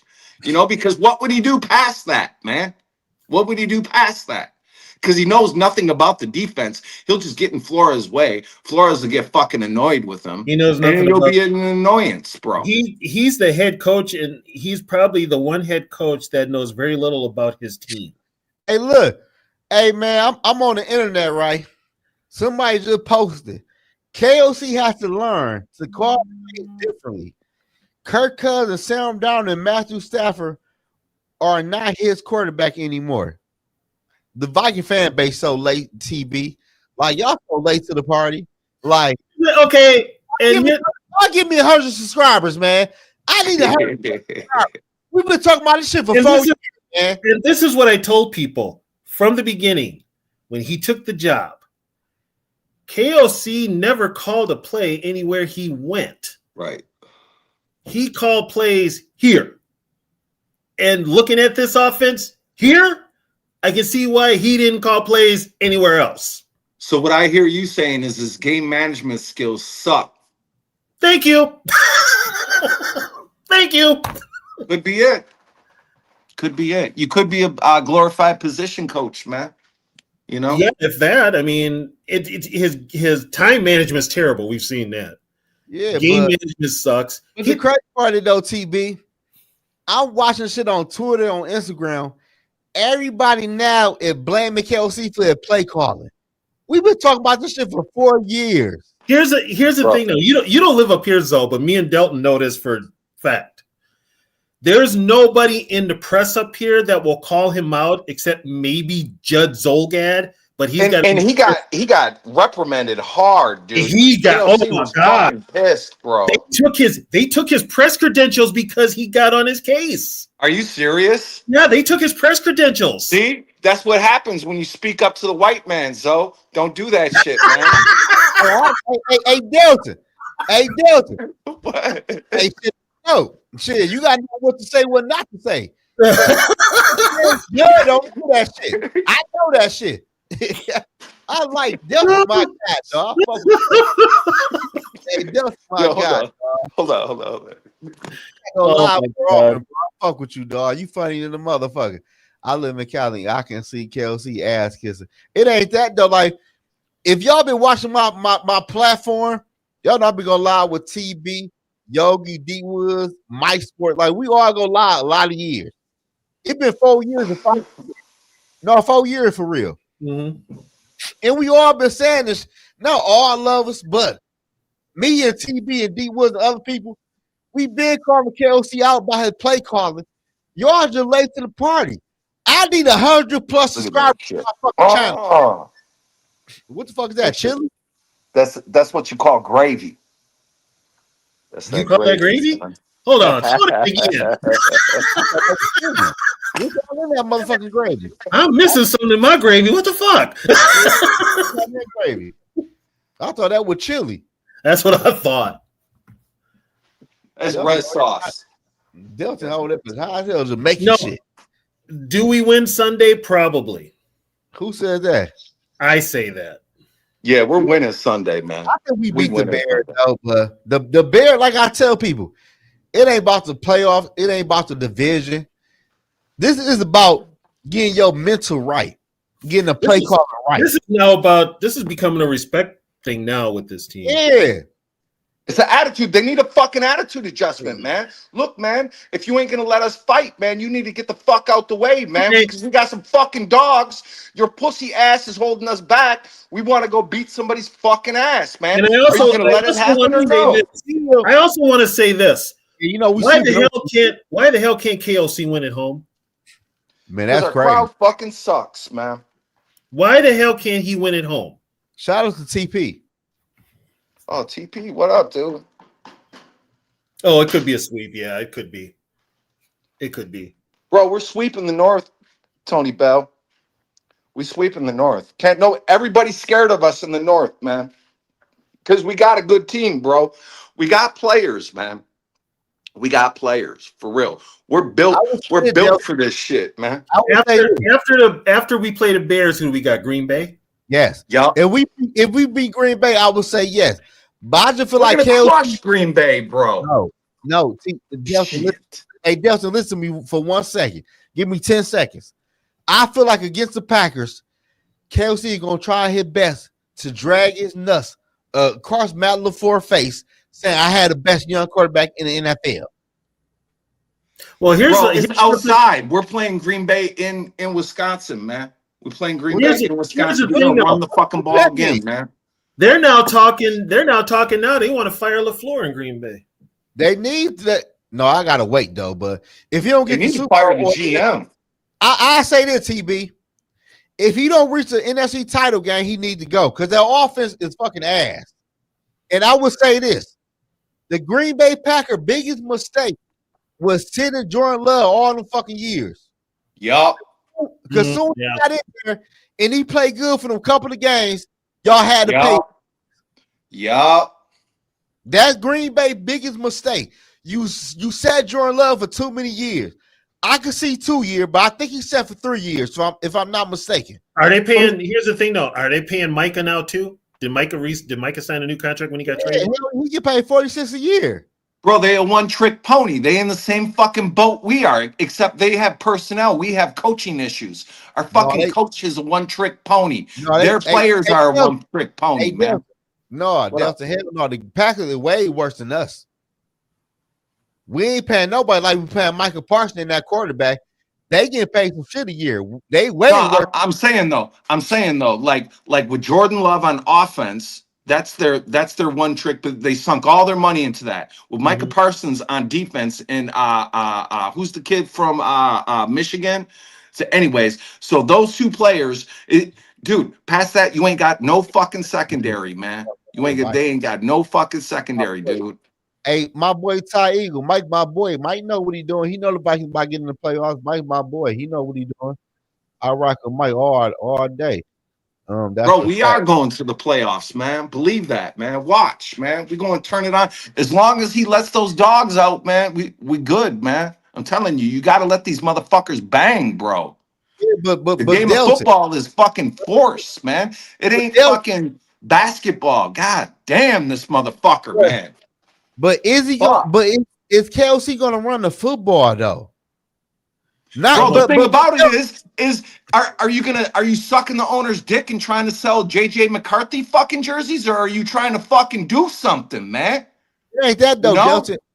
I just feel like is you gonna run the football for the rest of the year? Because I don't want to see you go against the Bears and you have a good play caller. Is you gonna run the football 20 plus every fucking game? If Kelsey run the football 20 plus 21, 22 times a game, I won't be mad. I'd be shocked. Me too. Dude, I want to see us run it 30 motherfucking times. Fuck that. 50%. I'll put it this way. If he runs that ball between 20, 25 times a game, you might have to see me in the hospital because I would have had a heart attack because I can't believe that his ass did it. Yeah. I mean, pisses me off, man. Somebody has got to, because he's got total control of the football. Rap, what's the deal? Hey, Rap. Like I tell people, man, Rap, what's the deal? That's my boy Rap. Vocal Vike, subscribe. Y'all probably did subscribe to the YouTube channel for real. Everybody subscribe to my boy. But I would say this though, man. Hey, Delta and TB, from this day forward, from today, the Minnesota Vikings need to run the football 21 plus every motherfucking game. 25 every game. 25 at least. Shit, 25, bro. They have Suck to the defense up, bro. We got to run not run. Bro, we got the dogs to do it, man. We got Will Fries and fucking Donovan Jackson at guard, and fucking our tackles are decent, bro. Go, man. And we got a dope fucking 12 personnel. I'm not happy with fucking Hawkinson. I think he's slow. I think Josh Oliver's better, but both those motherfuckers can get it. Seal that fucking edge, man. Hold on, wait. TJ Hawkinson. Hold on, wait. I've been said trade this big motherfucker 4 years ago. Like TB, you know, I've been said trade this big motherfucker. This big motherfucker don't do shit on the football field, just running around collecting a paycheck. Yep. You have been need to run the football 21 plus times every motherfucking game. There should be no fucking excuses, bro. You have a young quarterback at the quarterback spot. Run the fucking football. It ain't hard. Here's the thing, Zoe.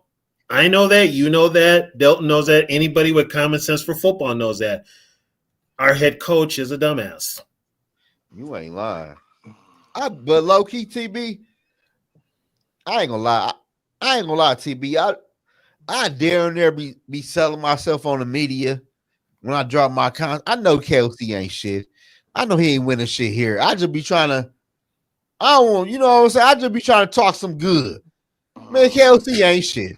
I've been saying shit for 4 years, and I look like I'm right. Here's the thing.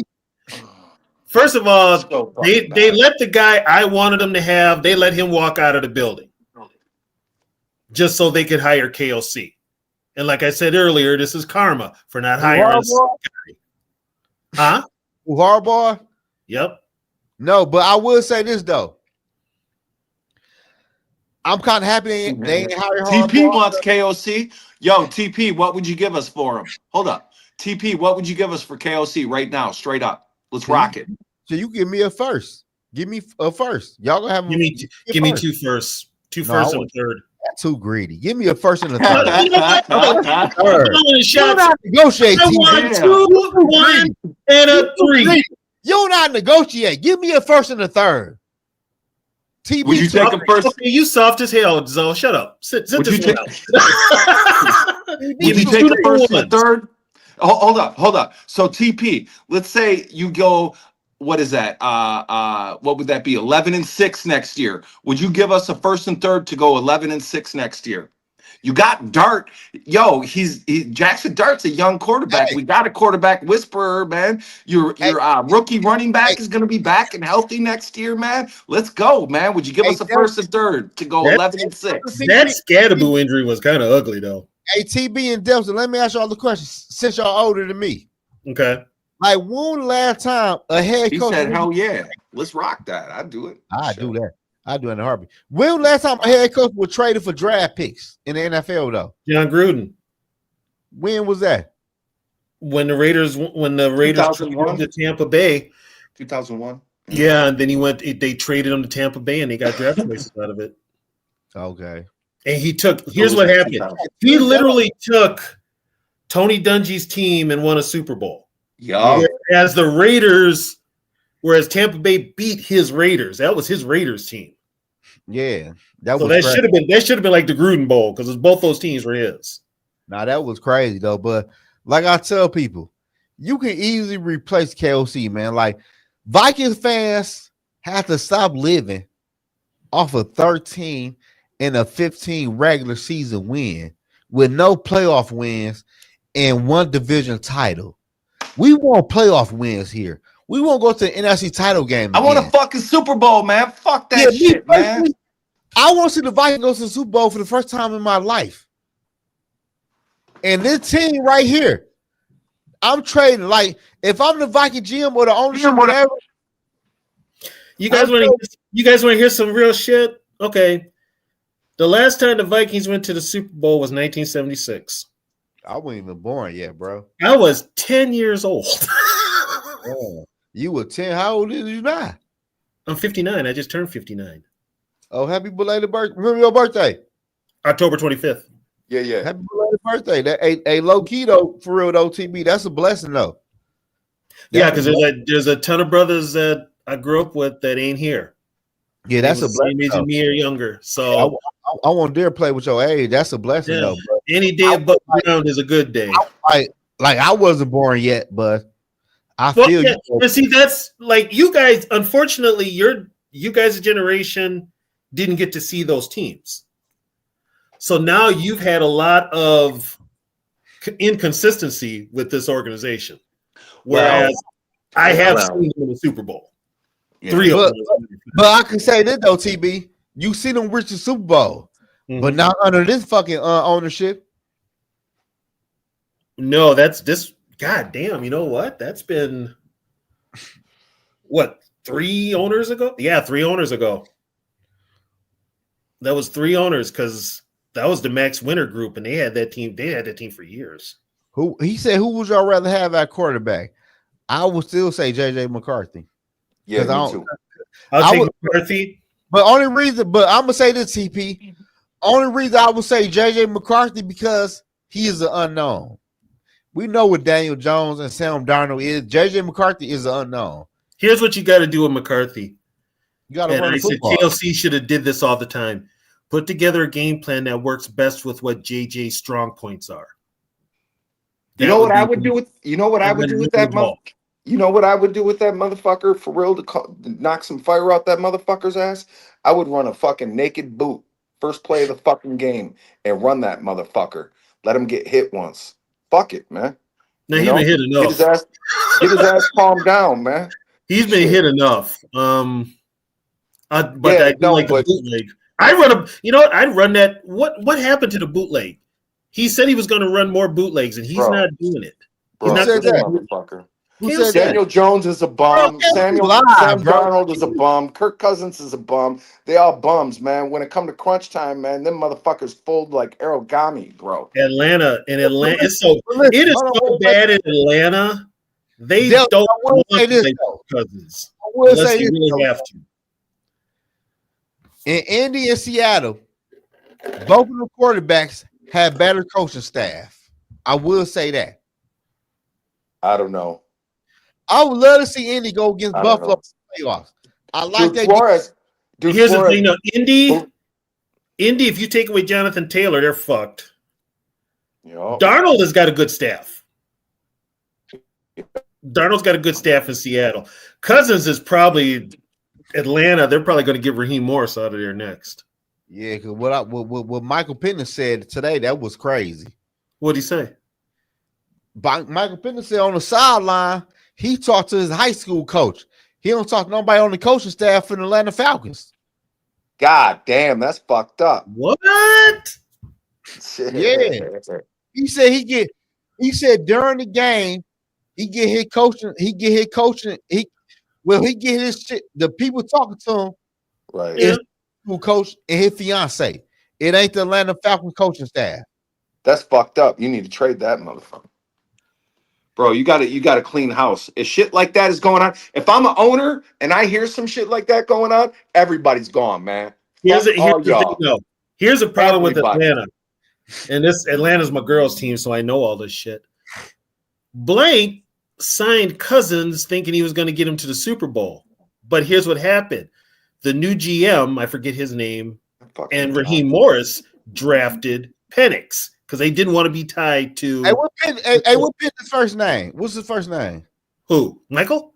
Oh, Michael Penix? Yeah. Listen, I'm going to tell you exactly what he said. Okay. That's really, oh my God. Yo, you got everybody gotta go. I hear some shit like that, and I'm an owner, especially that shit get out, bro. Everybody gotta go, bro. That's bad. That is bad. Let me see. At least he doesn't read books. That's fucked up. Who was that reading books on the sideline? AJ Brown. Oh yeah, that was AJ, wasn't it? That's fucking crazy. That's fucked up, motherfucker. You the next one to go. This motherfucker over here reading a novel and shit. That was funny. Yeah, but he said he get his shit from. He said he get his shit.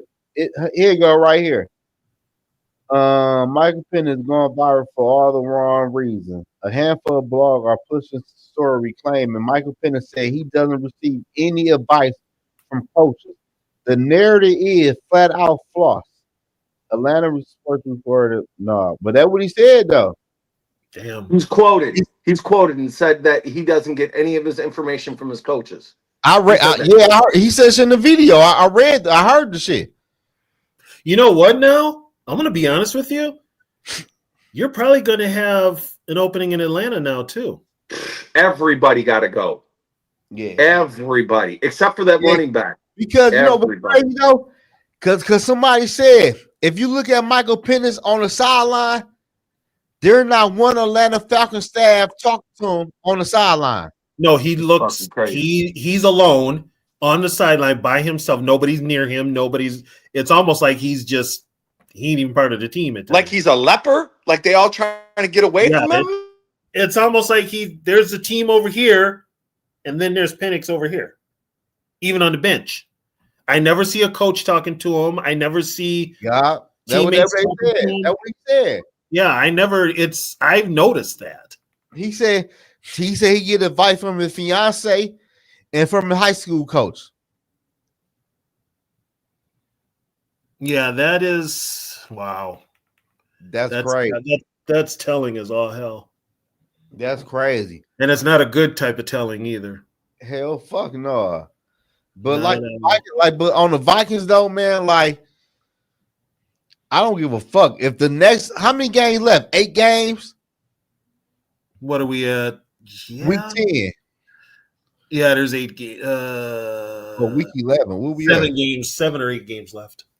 So the Viking play call don't get better, and if the JJ don't get better, it better off prime ways right now and just like ain't no point in holding on. Like you might well move on right now and see what the next head coach bring in because the Vikings have a team that can win. Our O line is decent. We have running back. We got receivers. The defense is ready. It's just the offense. That's the thing. The quarterback. And that's the thing. Management put this team together to win now.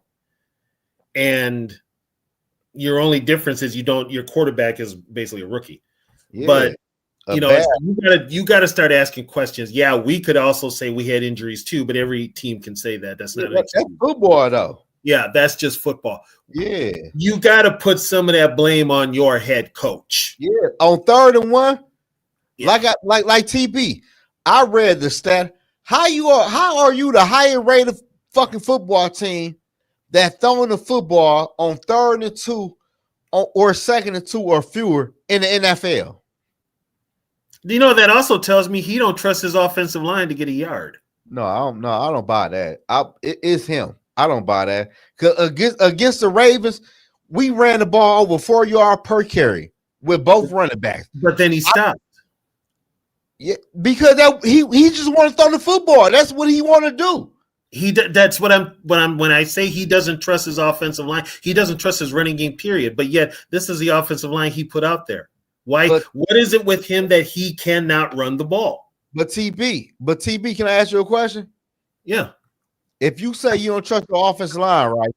Mm-hmm. We are, like you said, you played on the line.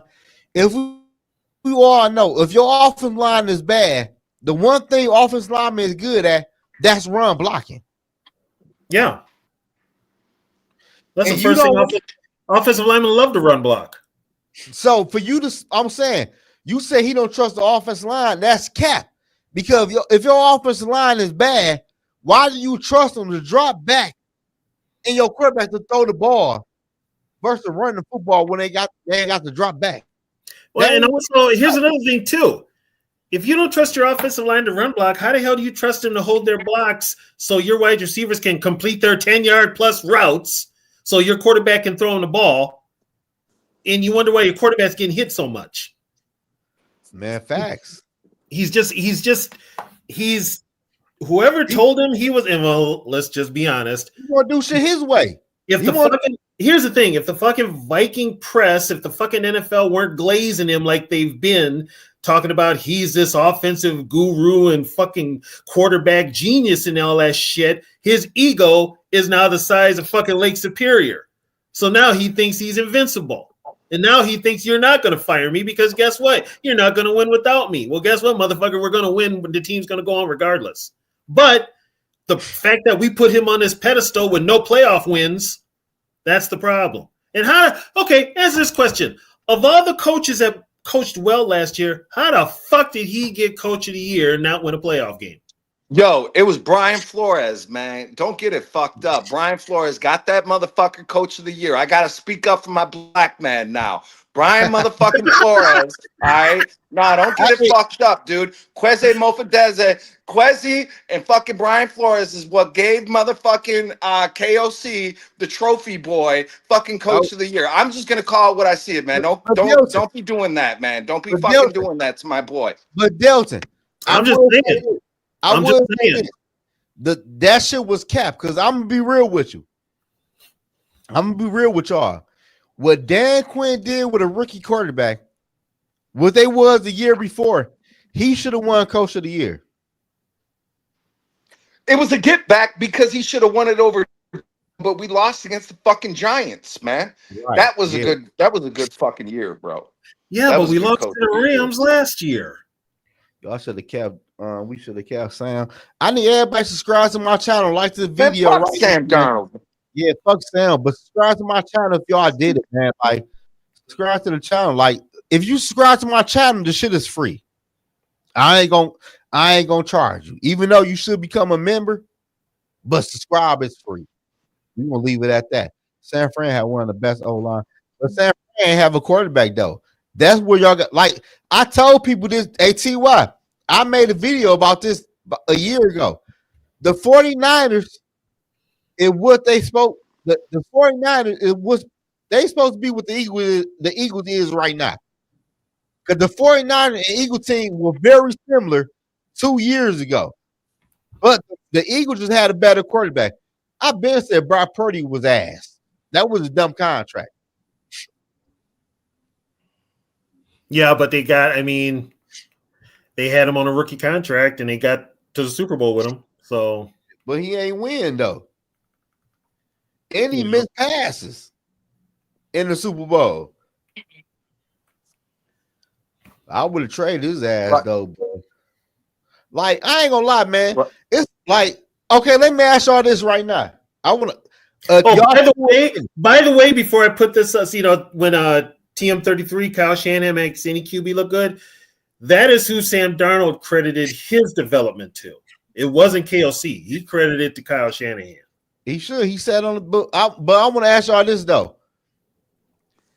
I read an article a couple days ago. Just hear me out before y'all bash me. I read an article that the Bengals might be willing to trade Joe Burrow for the right draft picks, even though it might be hard because of his contract. If you're a Vikings fan, hear me out, Delta CB. Would you trade a first-round draft pick, JJ McCarthy and Dallas Turner for Joe Burrow? No, I'm not trading Dallas Turner. You want to trade? Thank you, TV. Give that man some love. Okay, I'm gonna put it out there. The next one of you motherfuckers that slam Dallas Turner, I'm gonna find out where the fuck you are and beat your ass. Tell him. Well, I'm the one. I'm the one. You need to beat my ass because Dallas Turner ain't doing shit for real. Really, bro? You fucked up. Dallas, listen. I'm gonna tell you this. Listen. I'm gonna tell y'all this. Dallas Turner. You know what? I'm gonna let you talk your shit, and then I'm gonna come back with you some knowledge. Go ahead, talk your shit. I'm gonna say this. Do Dallas Turner make plays? Yes, I see him on highlights, breaking up a pass. But when you watching the Vikings defense, and he was a first-round draft pick that the Vikings drafted up for, and many people say he was the best defensive player in the NFL draft. Do Dallas Turner jump off the screen when you watching the Minnesota Vikings defense? Yep. Come on, bro. That's cap. If you know what you're looking for, he does. That's cap. That's cap. Yeah, okay. Y'all the fucking cap. No, shut your ass up. Fuck that.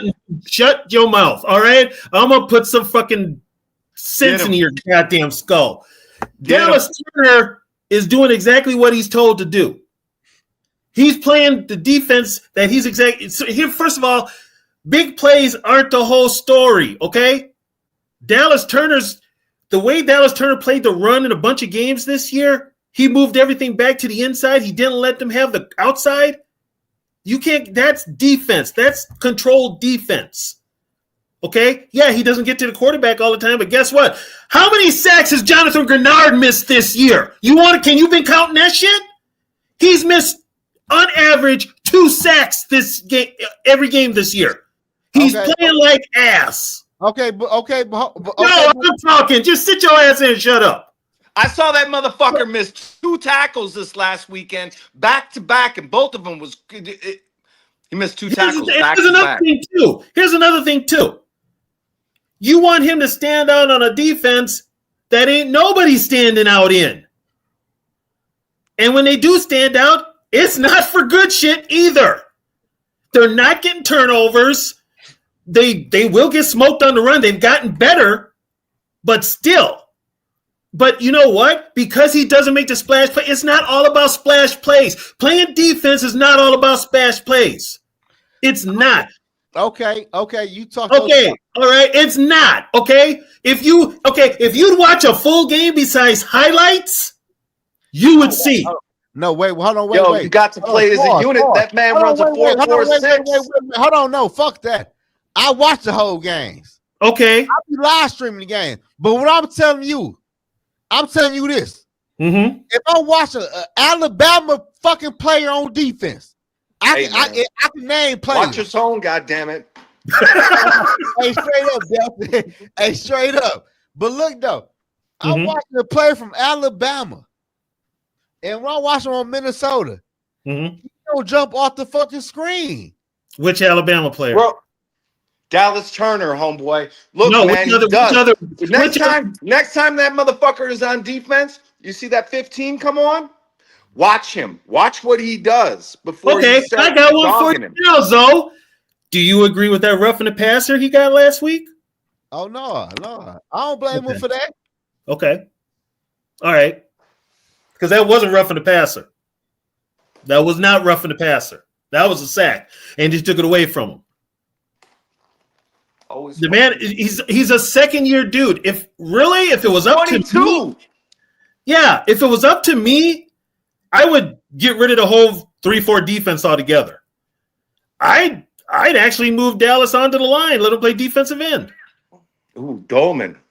Thank you. That's the first person I thought of. I turned him into Chris Dolman. Like I'm watching Jahai Campbell. He came from Alabama. Dude, is he in Philly?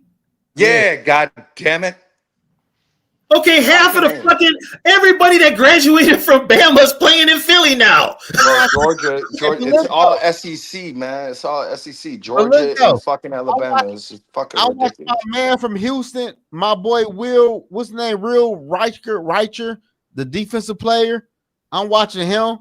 He looking Will Reichert, that's a Viking kicker, dude. Who are you watching? What his name Will Rich or some shit. Oh, the outside linebacker that we got from Utah or whatever. Or wait, Yeah, Batty. Yeah. Oh, Tyler Batty. Tyler Batty wasn't even supposed to make the team. I'm looking at Will Anderson. I'm looking at Brian Branch. I'm looking at Where's Brian Branch? He like a DB safety type shit. Where's he playing though? What team?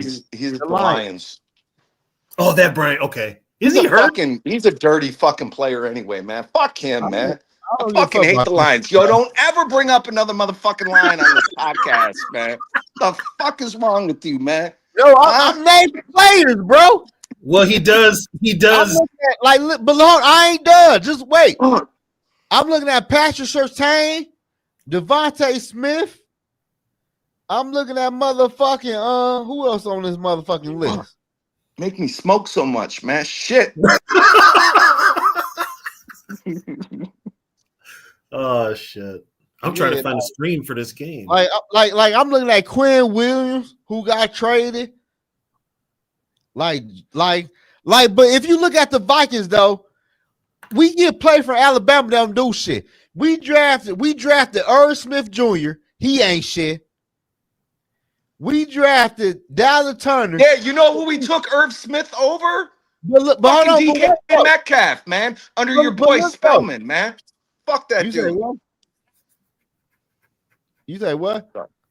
What's that? We took Irv Smith Jr. over DK Metcalf under Spellman as the GM. And in that same draft, we took Garrett Bradbury over Jeffrey Simmons. Do you know how fucking hard our fucking team would be if we had DK Metcalf and Jeffrey Simmons on it? These motherfuckers are a bunch of fucking idiots, man. Even Isaiah Bugs had a couple good years. Isaiah who? Bugs. He ain't even in the league now. He played for the Lions. Still, bro, you keep on playing up. You keep on bringing up fucking Lions, man. Wait. Even Delton's gonna do that. He's in Michigan. Patrick, the safety that played for the Dolphins right now, he came from Miami. He had good years. So, okay, here's the thing though, Zoe. How long these guys been in the league? Marlon Humphrey.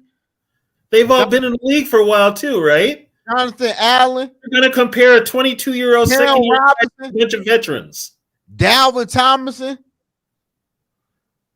Dalvin Tomlinson damn near my age, dude. What the fuck? No, but what I'm saying is in their younger days, they hit off rip. This motherfucker not hitting off. This motherfucker can't get on the field. Yo, he's got fucking Grenard and fucking Van Ginkel over him, bro. In front of him. What the fuck? Grenard, listen. Grenard is an all-pro linebacker, bro. He's the best in the fucking NFL. Van Ginkel is a pro bowler. He's the top 4 in the NFL. Stop it, bro. Stop. Just stop, bro. Dallas Turner is the shit, bro. He the shit. Shit. Bro. How many sacks this motherfucker got? Somebody pull it up. How many sacks he got this year? He's got 1.5.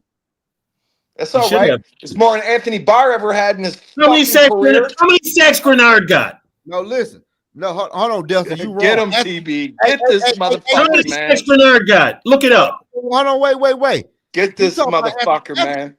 Nah. You talking shit now, nigga. Right. Don't not realize the motherfucking name. How many sacks? Grenard. Man, he old as hell. I don't know. No, that's not an excuse. That's not an excuse. It's the truth. He old. No, that's not an excuse. Bro, no. Grenard is not that old, bro. He ain't even 30. He's not that old. Come on, man. Fuck. Hey, listen, man. At the end of the day, y'all, all I'm saying is, do Dallas Turner jump off the screen when y'all watch him play? Yeah, he don't have to jump off the screen, but guess what? I'd keep him around there because he will. If I put him in the right defense, he will. If I coach him up, he will. He jump off the screen to me, man, because when I see him, I look at him. Yeah. Don't talk. Don't watch with your ears, Zoe. You know what I'm saying? Don't Don't watch football with your ears, man. You know, don't listen to what people say, man. That motherfucker's dope, man. I'm telling you, man. We all right with him, man. You know one thing about me, I'm watching what I see. I don't see shit. Sometimes I think you're blind. Fuck so. Or you need glasses. Right, man. He's all right. Man. He's all right, man. Leave him alone, man. Listen, he was a top 10 pick. So, okay, here's the thing. Okay, let me ask you this though. So let me ask you this though. This is gonna kill the whole conversation. Fuck what position they playing. People say DT was the best defensive player in that draft. As of right now, who had a better NFL career? Dallas Turner shit, bro. Or Javon Verse? Dude, Verse plays defensive end, bro. Who had a better? Really, Turner. Look, man. Listen, Turner, you can move all over the field. Turner, you could play at safety for fuck's sakes, bro. But listen. Hey, Delton. First off, you can't move nobody around if they don't excel at one spot. I'm asking y'all, as of right now, who had a better NFL career? Javon Verse. Hey, you know what? Dallas Turner. Delton, say what you got to say because I'm about to school his ass again. Yo, look here, man. Verse plays a different position than Dallas Turner. Dallas Turner is really a prototypical 4-3 outside linebacker. That's what he is, man. Right now, he's playing outside linebacker on a 3-4, which he should be a little bit thicker. But really, you could play him all along the linebacker line, bro. All over when he got that sack this last weekend that was taken away, guess where he was playing, man? Linebacker. Did you know where he was firing off from? No, where? Middle linebacker, bro. Okay, but Delton. But I'm asking move him all over. Here's what I'm gonna say. But hold on, wait, fuck that. Y'all not answering my question. I said as of right now, and we had a need at defensive tackle at the time. Who had a better NFL career right now? DT or Javon Verse? What you said defensive tackle, neither one of them are defensive tackles. Right. What are you talking about? Where the fuck they play? Listen, man, y'all can sugarcoat the shit y'all want, man. Listen, I'm asking y'all a question because y'all keep on dancing around like ballerinas. I'm asking y'all. Changing the question. Who had a better NFL career right now, Verse or Turner? Statistics was Verse. Well, yeah, but he started all year last year. Verse didn't have Grenard and Van Ginkel ahead of him. But what I'm telling y'all it is, he was still gonna find a way on the field and make it present field. No, that's not necessarily true. No, that's not. Verse is a starter. That's not necessarily true, Zoe. How the fuck are y'all telling me Dallas Turner is? I don't know. That's crazy. That's crazy.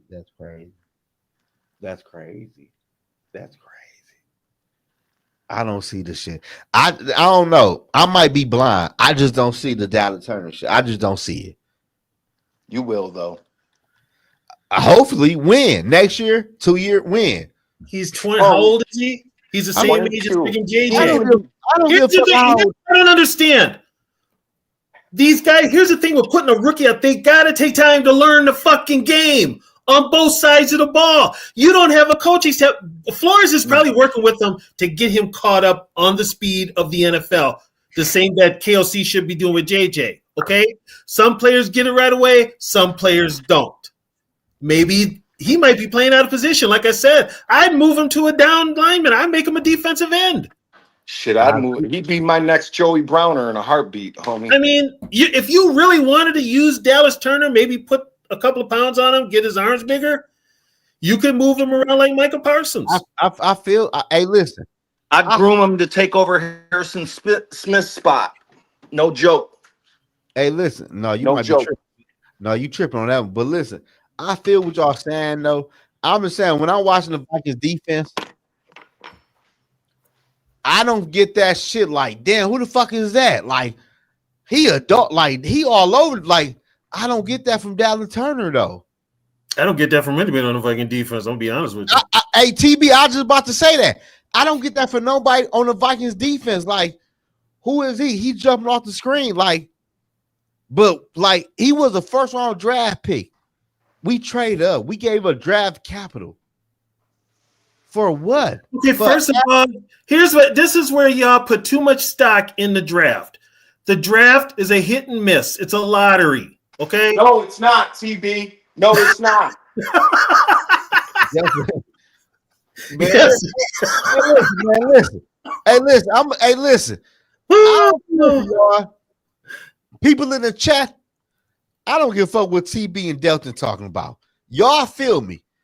Down the turn don't jump off the screen. Down the turn like a regular third round draft pick we fucking drafted. So, okay, who does jump off the screen? I be seeing Redmond a lot. Redmond's a given. Outside of Redmond, who else? I see your boy every now and then. The boy, I bet if we went back, Listen, I bet if we went back and counted plays on Redmond, how many plays Redmond has played for our defense, and then you take how many plays Turner has played for our defense, I bet you Turner way outperforms Redmond. No, way Redmond has come up the Delta and TV. No, I'm speaking up for my boy, man. Don't be fucking with Turner. He might be a little. No, I feel you. Like you could be right, but I'm telling you, Redmond jump off the screen to me at times. And that one kid, Ingram Dawkins, when he in there, I'm like, damn. He's been hurt 2 weeks. He's been hurt like 3 weeks. I'm saying I like Ingram Dawkins. Here's where I said if you really wanted to put a 4-3 defense together, here would be my 4-3. My ends would be Turner, Ingram Dawkins. My 2 tackles would be LDR and Jalen Redmond. So you're sitting Jonathan Allen and Hargraves, man? They would be my swing guys. God, they would play, but they would be my swing guys. God damn, TV. Especially Allen. Allen's like 31. He's up. Both Hargrave and Allen are. They're up there. So I mean, I'm gonna let the young guys play first. They're gonna see action, but you can never have too many linemen. Put it that way. So you're saying Kwesi. So what I hear you saying is Kwesi kind of fucked up. He kind of shot his load too early. With who? With who? With the signing of Hargrave and Allen. I think he got Allen. I know he got Allen not too expensive, but Allen's on the other side of 30. And you lead that veteran leadership, but he can only play so many plays now, and you got to keep him fresh. They can't play as many plays as they used to. Yeah. Hargrave has a tendency to get hurt. Yeah. So that's why, I mean, you give him snaps, but not as many snaps. But then, like I said, I would play a 4-3. I've never been a fan of the 3-4 defense. Never. You got to have a dope fucking nose, man, if you're going to run a 3-4, man. We need some Ted Washington shit, man. Some gooch shits. You know what I mean? Yeah, and I like those big guys, but you kind of want – I mean, LDR has looked pretty decent when he's played. Could he stand that nose tackle duty every play? I don't think so.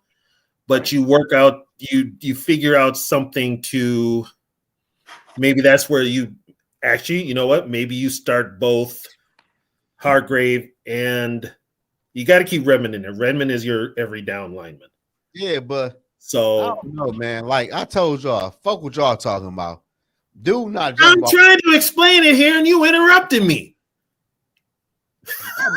Hey man, I miss boy TB, dog. TB, I miss you. I ain't lie, Tony. I miss you on this motherfucking dog.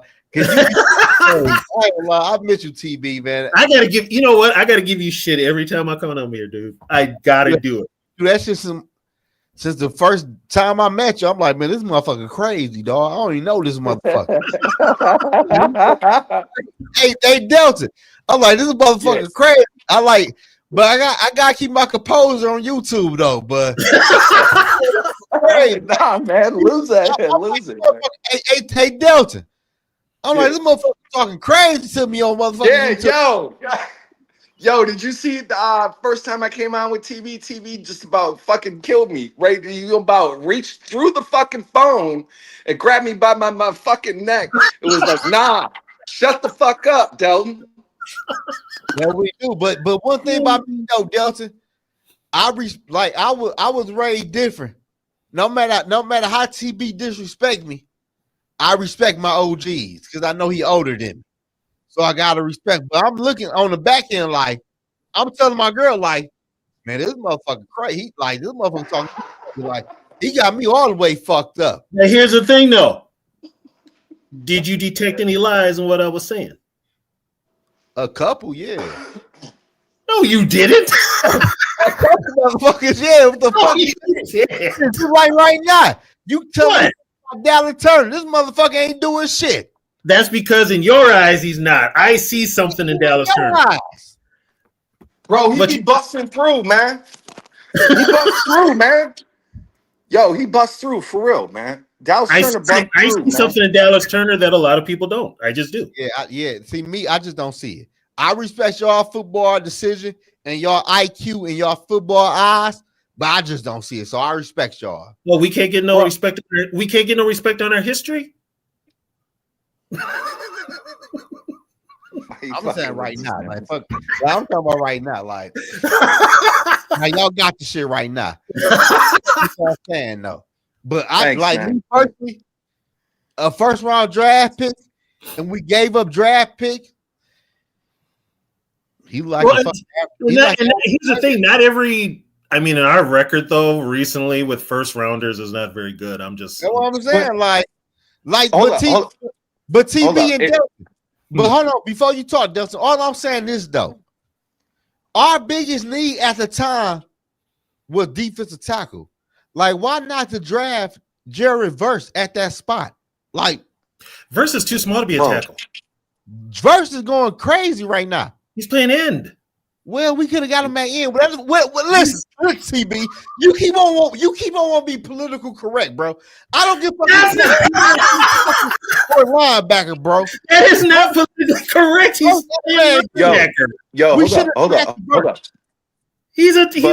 up. He's a linebacker. Well, we should have got him at that. Hold up though. Jared Verse is like 3 years older than Turner, man. I think Jared Verse. He's like 25, man, ain't he? So, but they came out the same year, though. Right. Oh, but, Ty, he's 25 is what I'm saying. Hey, your body peaks out at 28. So put that up on the screen. What does Ty mean I'm washed? Yeah, you fucked up, Ty. Oh, he fucked. What the hell you mean I'm washed? You fucked up, Ty. You don't ignore that shit, TB. Ignore that shit. Oh my God. Ignore that shit. Don't even. You fucked up, Ty. Please don't put that in motherfucker. Don't put that in the chat. But anyway, though, I feel y'all though. But to me, Doggy Bone just don't jump off the screen though. Who? Doggy Bone. Oh, we got T-Bass. T-Bass. What's up, man? Hi guys. Hey Tony. Nice to see you. Hey, how's it going? All right. Hey, I got a question for all you guys. Mainly for Tony, but I'll let all you guys. Well, you're my age, Tony. Tony, you're my age. Okay. So give me your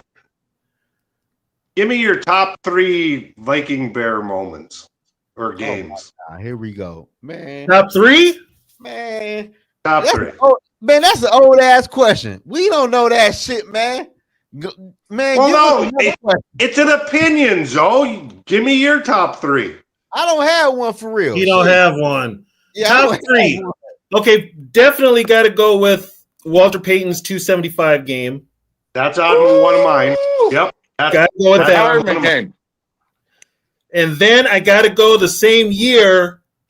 The second one is where Paul Krause threw the TD pass to Stu Voigt in overtime to beat the Bears. That's on my list too. We're 2 for 2 there, Tony. Okay, and my third, y'all going fucking old school, man. Okay, now this is old school. This is old school, and this is only for one reason, and it had more to do with the person.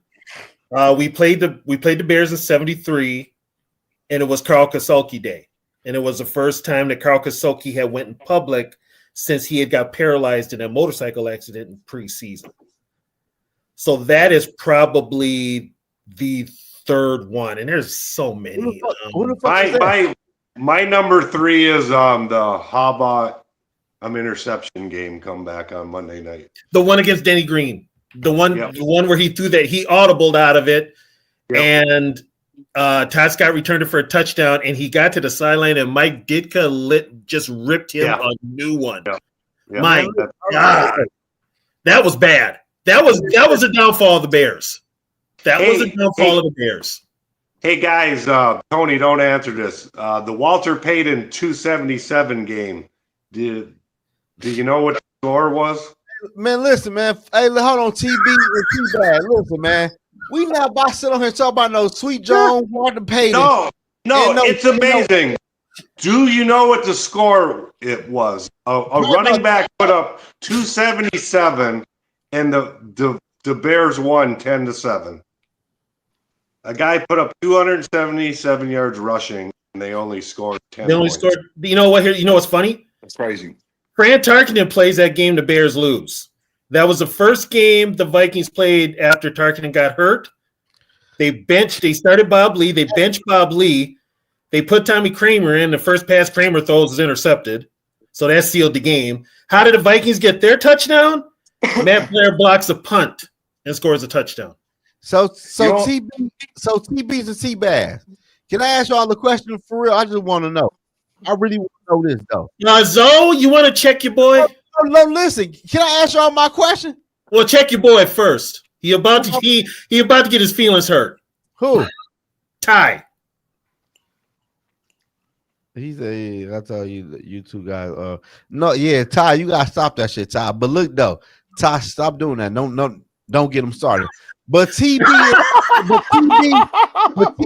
and T-Bass, I want to know why the fuck do y'all always bring up the fucking 80s and 70s and fucking 60s? What is it? They were really good teams, though. That's real football. What is there to bring up? Really good team.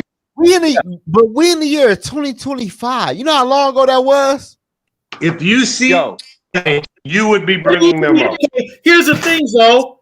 We're talking about the past because there ain't shit right now that compares to it. Well, it is though. Like y'all could talk about Go ahead. What we talk about? Like how the '98 Vikings shit the bed. They were really ahead of their time because their offense were really good. Actually, the defense wasn't very good. That defense was very good in '98, dude. That brings up my favorite moment. My favorite moment between the Vikings and Bears is when Dwayne Rudd made a motherfucker fumble, and he took it all the way back from like the 3-yard line, all the way, returned it for a touchdown. Made fucking Big Williams run all the way down the field and spiked that bitch right in his face as he crossed the line. As we went up like 50 to catch up to him. Yeah, I love that shit. Fuck you. Yeah, I don't know. I feel y'all though, but like, damn. Okay, Zoe, here's the reason me and T-Bass talk about the old team. Y'all love the fucking. Are you gonna let me explain this, or are you gonna run your mouth? Just sit there and listen to somebody explain something to your ass. Okay? Unfortunately, like I said, you guys have seen good Viking teams. He talking too bad. I got to mute his ass. He talking too bad. Yeah. But what the fuck? Who remembers this rivalry during mid 80s to the early 90s? The Bears Viking games were freaking really, really good. It was the best rivalry in football there for they were violent. Those games were violent. That's when we got good, bro. That's when I started watching. Yeah, those games. I will say this. T-Bass and TB. I will say this. I feel like the Vikings need to play outside. I don't like that indoor. Here's the thing. They decided to get this stadium right here was supposed to be an outdoor stadium. Yeah. They wanted to have a retractable roof, and that fell through. A lot of people wanted an outdoor stadium because you lost that mystique of Viking football. You did. They lost their edge. Yeah, they lost their edge when they went indoors. And here's the thing. They got the indoor stadiums to get Super Bowls. Well, guess what? They're not getting Super Bowls. The NFL is not going to give them Super Bowls.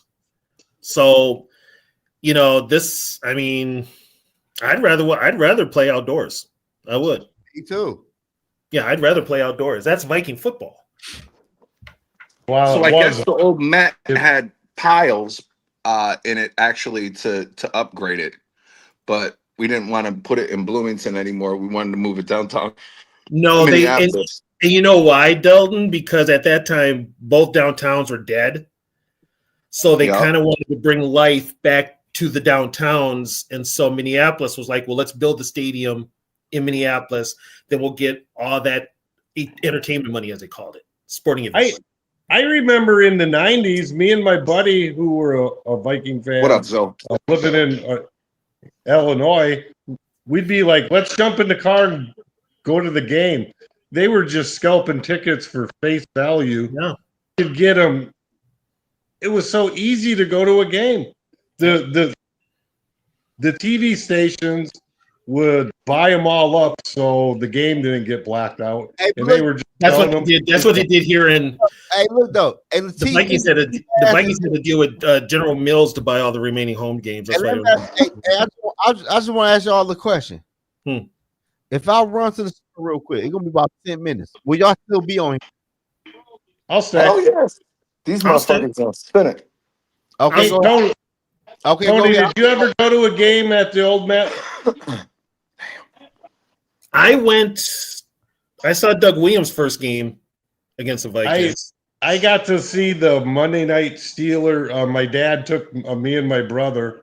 I think it wasn't any weekend. I remember we were excited to get it, but it was the 76 Monday night game. The Vikings kicked the Steelers' ass. That was probably the best fight. Yeah, I remember that. Yo, where would you rank KOC as far as head coaches in our history? In our history, he is a distant 4 or 5, probably 5, maybe 5. Bud is number 1. Yeah. Denny is number 2. Okay. I got Burnsy number 2. Burnsy would be 3. I got Green 3, Burnsy 4. So I'd actually put KOC 4th. 4? Yeah. I got Zimmer ahead of him right now at this point. You have Zimmer ahead of KOC? Woo! That's what? And here's the deal. Think about this. So that might who's won a playoff game? Yeah, he's got to win a playoff game. But yeah, Bud, of course, and then Denny. I said at this point, I got Zimmer ahead of KOC. Yep. I mean, it's KOC's like Childress area for me. Yeah, but Childress, and I don't know what made Childress give up play calling, but he did give up play calling. Yeah. Because Daryl Bevel was calling the plays. I mean, we can all agree, if you remember him, Les Steckel was the worst coach in Viking history. Well, yeah. Well, but here, okay, so I put it this way with Steckel. I mean, respect to the veterans and everything, but god damn, man, come on. Here's the thing with Steckel. Steckel was a pawn because Bud wanted a new contract, and he knew that team would falter under Steckel. That's why he did what he did.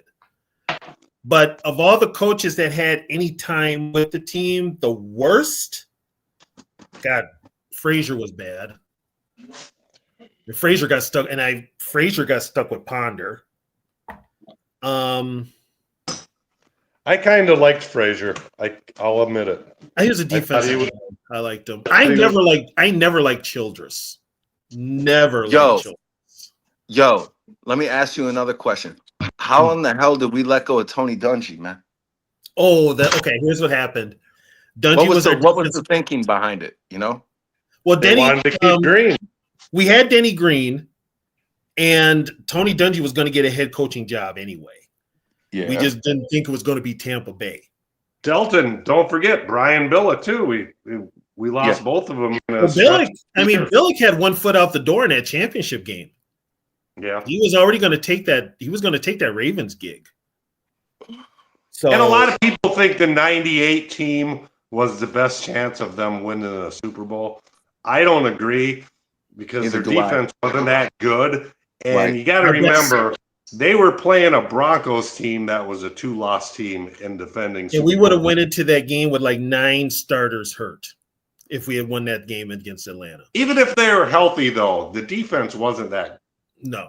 Defense. It got my favorite team was Vikings 87, man. 87 is probably the team. 87 is probably the team that could have won a Super Bowl. Outside 87 or the 89 team that should have got, I think it was 89. They should have got home field advantage, but they lost 2 games to a 4-win Packer team. Yeah. Wasn't that 89? The 89, they split with the Packers. What was the year that they lost twice to the Packers and the Packers won only 4 games? 88 the year before. 88? And in the Monday night game against the Bears, Walker Lee Ashley with the return. And that was time. It wasn't Harbaugh. Yeah. Harbaugh didn't play that game. It was Mike Tomczak. Well, the game was meaningless because the Vikings lost the week before to the fucking Packers. Yep. But we got the wild card because the Bears had already won the division. Jerry Burns had some really good teams. Hell yeah, Jerry Burns was the shit, man. Yeah. Yeah, that's right. We had Tomlin too. We had Tomlin. We had Pete Carroll. Right? Pete Carroll. We had Buddy Ryan. We had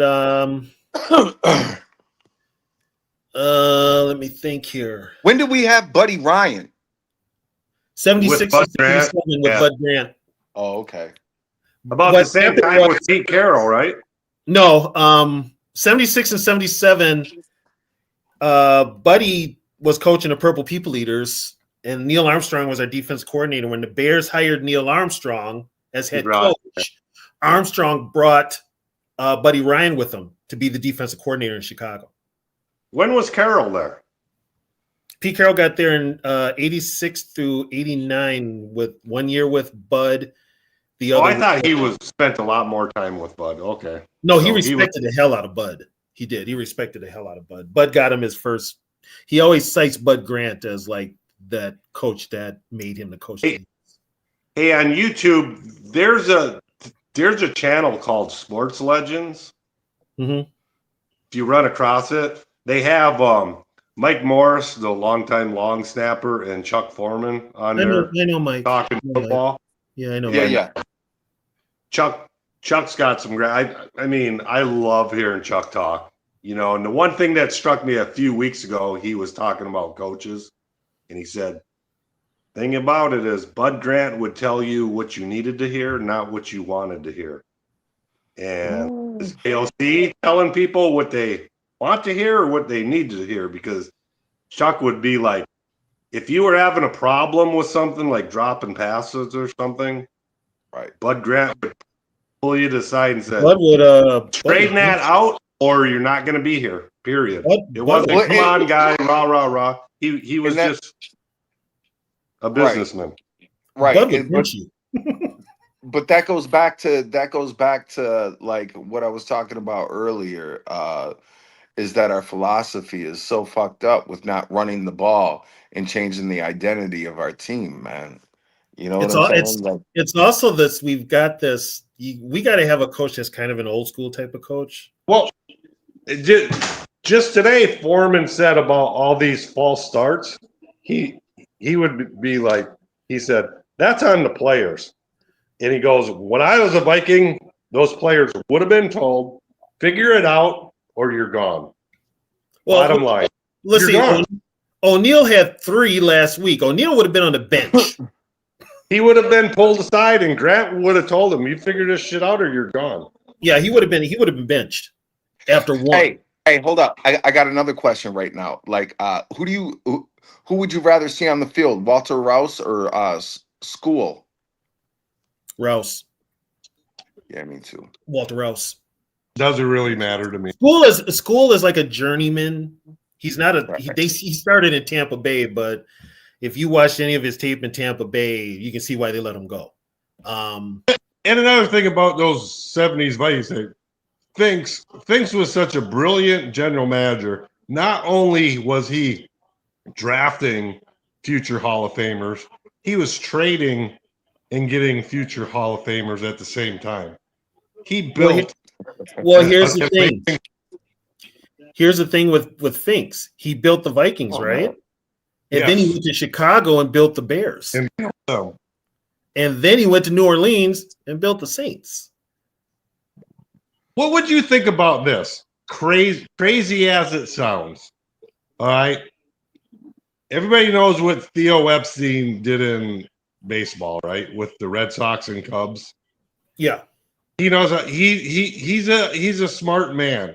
Now I know football isn't baseball, but would you be excited if they like gave him a try? We got a baseball guy in the front office right now. Yeah, but somebody Theo Epstein caliber, he's like the Jim Finks of baseball. He goes and puts champions. All those years ago when the Cubs didn't make the playoffs, right?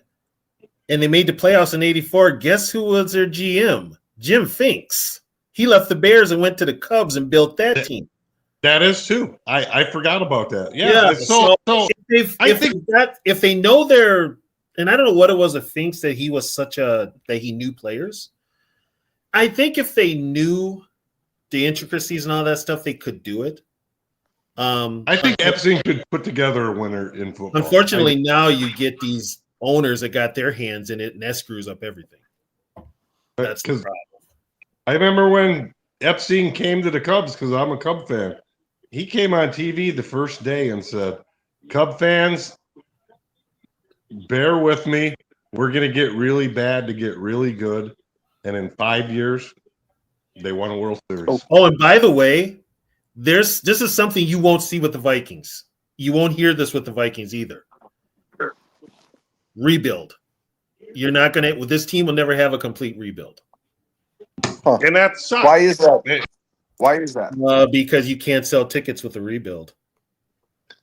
See, being a Cub fan, I used to get pissed off when they'd say the lovable losers. I'm like, I don't want to fucking be known as the lovable losers. And I get pissed off when I hear people like actually proud of the Vikings are the winningest franchise without a Super Bowl. It's nothing to be fucking proud of. Proud about. Okay, yeah. Don't be proud of that. Delton, you've heard this one, right? Have you heard this one, Delton, up here? What's that? Minnesota mediocre. It's frustrating when I hear Vikings fans like proud of it. Yeah, it's there. I mean, well, there's Meat Sauce on K-Fan is the one that says it all the time. But yeah, Minnesota mediocre. This town loves mediocrity. So what is it? Okay, so you take the top 12 winningest franchise of all time, right? Mm-hmm. Within that top 12, every team has at least 2 Super Bowl wins, except for the Vikings, which are at what, 4 or 5? Are they 5? We're 4. We're 4, and we have none. Do you know what the fucking odds of that are? They're astronomical. Astronomical. And it ain't like we didn't have chances. That's the whole thing. We did. Well, got robbed. We should have won the first. We should have won the first one, but Bud Grant came out and said he didn't even take that game serious. Kansas City, you know what Kansas City did? They came out and hit us in the mouth. Yeah, but the Vikings were like on vacation. Well, and they should have been NFL champs. It was still like too lightly, and the Vikings were 2 touchdown favorites. Yeah, but I mean, they were 13.5-point favorites. Grant said, I didn't think much of that game because we were the NFL champions already. That was our Super Bowl that year. He treated it like a free trip to California. Go up. He did, yeah, he did.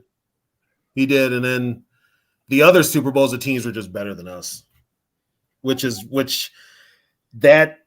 played. They would have beat the Steelers the next year if it wasn't for that Hail Mary pass.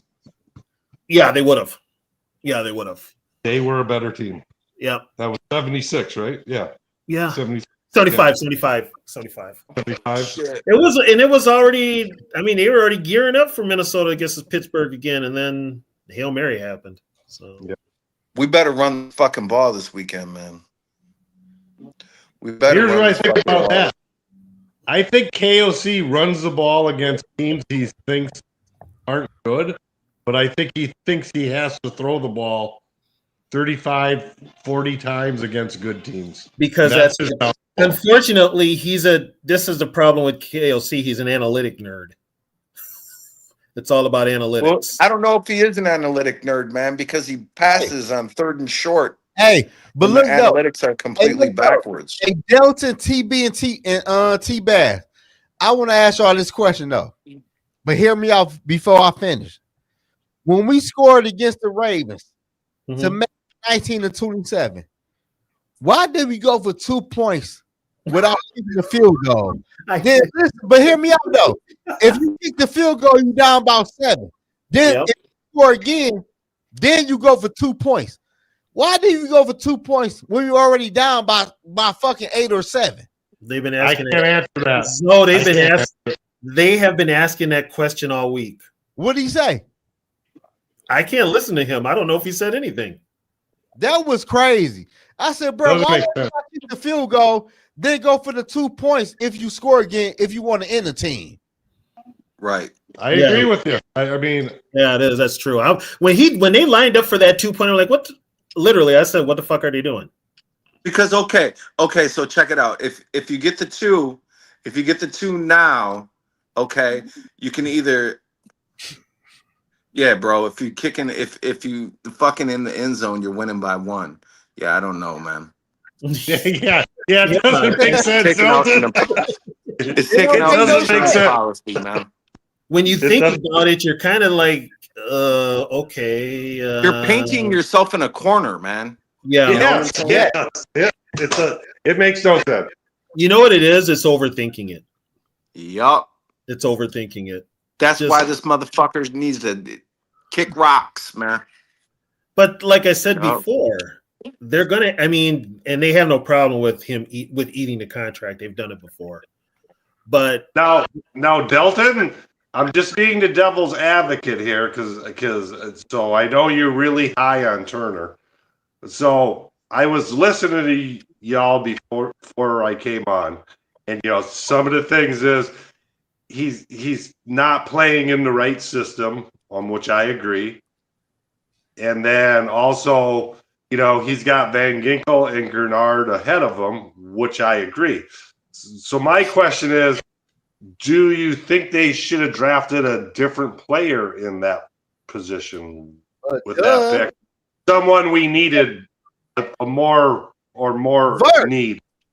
No, I personally think that Dallas Turner was the best player on the board at the time, to be honest. And here's the thing, Dallas Turner fits Brian Flores' defense. But didn't we have more needs in different places? We've had needs on defense for the last 5 years. I just think, I agree with you guys. He's very talented, but I also don't agree with drafting a guy that's probably going to, when you have so many needs, to draft a guy that's not going to be starting for a couple of years. You probably could have used that. You know what, though? Defense is much different, though, when it comes to that. I mean, but if we look at the last 10 years of our draft picks, man, like we've had like 12 first-round picks. Like only 3 have been on the defensive side, man. We've drafted like 2 corners. You know what I'm saying? Dallas Turner. Oh, yeah. So what I'm saying is, could have they used that pick to draft a cornerback? Could have they used that pick to draft a defensive tackle instead of Turner to fill more immediate needs than saying, okay, this guy's going to probably play behind these guys for 2 or 3 years. We're going to get a guy in to hopefully fill an immediate need. But also, here's the thing, though. When they drafted Turner, they had no idea that Van Ginkel and Grenard were going to have the year that they had. Right. They had no idea. I mean, Van Ginkel was just like a backup in Miami. He came here and flourished. Well, I don't know. He was pretty good in Miami, but he was good in Miami. Together. It's a great combination. You know? But he wasn't. I mean, he wasn't a starter at the time. No. But you had no idea that they were going to be as good as they were. But having Dallas Turner, now let's not forget, Dallas Turner was hurt his rookie year. He missed 4 or 5 games with a hamstring. But when he was on the field, he made plays. He did. Right. So you gotta look at the whole picture. But Dallas Turner ain't doing shit right now. Okay, here you go, Zoe. Hey, T-Bass, you feel like man? I'm telling you, he flashes. Zoe, he flashes, man, for real. He flashes. I ain't gonna lie to you. Hey, Delta. He has flashes. Delta, listen, I'm gonna tell you what God love, Delta. Like you like him, so you watching him. I'm just watching the Viking defense as a whole. He don't flash. He has flashes, but I'll be honest, I was hoping for more from him by now. I'll just leave it at. Okay, and I got to put this out there too. You guys are asking a whole hell of a lot from a 2-year guy. How that's a lot? He was a draft pick. But bro, look, man, we got Cashman, Wilson. Cashman and Wilson are playing like Pro Bowlers at middle, and then we got Grenard and Van Ginkel. Like, what are we really supposed to run a 3-5? What is that? 3-5-3? You know what I'm saying? Just to get talent on the field, man. No, you take somebody. Yeah, that's why I'm saying maybe it was a waste of a pick that we could use somewhere else. No, the waste of maybe we were looking more towards the future, man. The waste of a pick was Lewis Seen. And Booth. Oh fuck. And Booth. Oh fuck. I personally think they gave up on Ingram. You know, it's just you can't. I mean, with some players, you just got to be more patient. That's why weren't people patient with Ingram? I think we gave up on him too early. We did give up on him. Into a starting you know what? We gave up on him too early, and we gave up. Well, now it looks like we gave up on Bradbury too early too. Because guess what? They're both tops at their positions. That because they run a different offense than what the fuck we run, and it probably fits them. The Vikings offense ain't shit, and it probably fits them better. You know, I'm pretty sure it do. You know, and I'm sorry, I don't like Chris Cooper at all. They can get rid of his ass any day now. Richie Cunningham isn't going to fire his best friend Potsy. Yeah, I know. He can take Ralph Mouth with him too. It's just with a lot of the coaches we have, I'm just kind of like, what the hell are they doing all week that they look so bad on game day? You know, they gave up on, to me, Lowe, that they traded the Patriots for basically nothing. Did the Patriots let him go? I don't think so, but he'd be a good depth piece. I'm not saying as a starter, but we let these guys go. Well, just this year, they let go of Kobe King. Yep. I mean, he never got a chance. It wasn't a good sign going into the year when we actually had 7 undrafted free agents make the team. Yeah, because our draft was not. That's not good.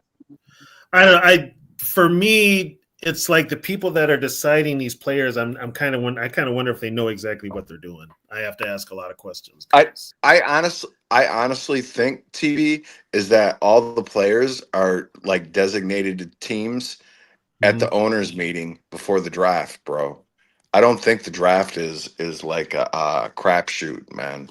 I think everybody knows who good players are going to be, bro. Well, they know, but it's like, you know, they're good when they come out, but then maybe those players don't fit the scheme you're running. That's a possibility. Yeah. And then with a lot of coaches, they won't take the time to coach these guys to fit the scheme. Or like I said, yeah, I mean, it's your pro career. in a lot of positions. Depends on what team you go to. Northeast, yeah, Kobe King was slow, but he was an inside linebacker. I'd put him there. That's all he is. He ran to what, 4.4, 4.5, 4.6? I think a 4.6 is what he ran. So he was like as fast as Kendricks, bro. He wasn't all that slow, but the thing that got Kobe King fucked up is his holding on kickoffs, bro. He kept on getting called for holding. Listen. Hey, listen, Delta, and listen, TB. I'm gonna tell y'all this. I watched Kobe King and his brother play in Detroit from little league because they played my little cousin. His brother played for the Packers. He got a twin. I watched him play from little league to high school to college. We should not give up on Kobe King for nothing. Like Kobe King he could have been a linebacker that brought value to the linebacker spot at the Minnesota Vikings. Austin Keys beat him out, man. No, that's what they say. Fuck no. Austin Keys beat him out. Bro, he got beat out by Austin Keys, bro. You got to accept that. Listen, hey, Delton, you know about sit up and tell me who the fuck is Austin King? Who the fuck is that? You know about sit up and tell me linebacker he's a rookie inside linebacker that beat out Kobe King. No, you can't tell me. Bro, it happened, bro. It happened, bro. What are the top 3 positions do you want them to draft in the first round? The top 3 positions to look at: defensive tackle, defensive tackle, center, and corner, safety, man. Safety number 1. Safety number one. We need a nose tackle. We need defense, bro. Well, defense bad. But me personally, I will say corner, D tackle, and I would say corner. This in no order. I would say corner, center, and defensive tackle. That's just me. Safety, defensive tackle, and corner. That's the same thing I said. And by defensive tackle, I mean a nose tackle. If we're gonna be running a 3-4 and Brian Flores comes back, we need a nose tackle, bro. Here's the thing: Flores probably won't come back, but they're gonna bring the guy that's under him. He's probably gonna call the defense, and he'll stick with what Flores did. I think Flores is gone, even if he doesn't get a hit. I think he gets a HC gig, and I'm gonna say the Giants. Yeah, I'm gonna say what the Chargers looking good right now. They march down that field. You know what a lot of people are saying now with the NIL money, there's more money in coaching a major college program than the NFL. It's always been like that. Yep. So why in the fuck are they charging us tuition, bro? I mean, they just started this shit. Why in the fuck are they charging us tuition if they're making all this goddamn money? Well, I will say this though. I seen this post on Instagram and I agree with it. College football was better when player was getting paid under the table. It was. It was way better. This shit now is just horrible now. There's too much movement, man. It's really affected the college basketball scene. I mean, look at this year. All 4 number 1s made it to the Final Four because these kids on these mid majors are getting paid somewhere else. So they're going. Also, I mean, for football especially, they've ruined all the conferences. You've only got really 2 big conferences, but I mean, it's where the money is. Money's ruined college sports. Let's just put it that way. Yeah, bro. Especially the basketball tournaments, because you're not going to be seeing upsets anymore because these mid majors don't have the players. Here's the thing now. Every sport now is in bed with gambling. Yep. That's the biggest thing, gambling. So I got fucked last night. In basketball, I had a 5-team parlay. If it came in, it was $2,000. And I had it. I had Sergun from Houston getting 1 block shot. They had him for a block shot for 2 quarters. The last 2 minutes of the game, the scorekeeper took it away and fucked me.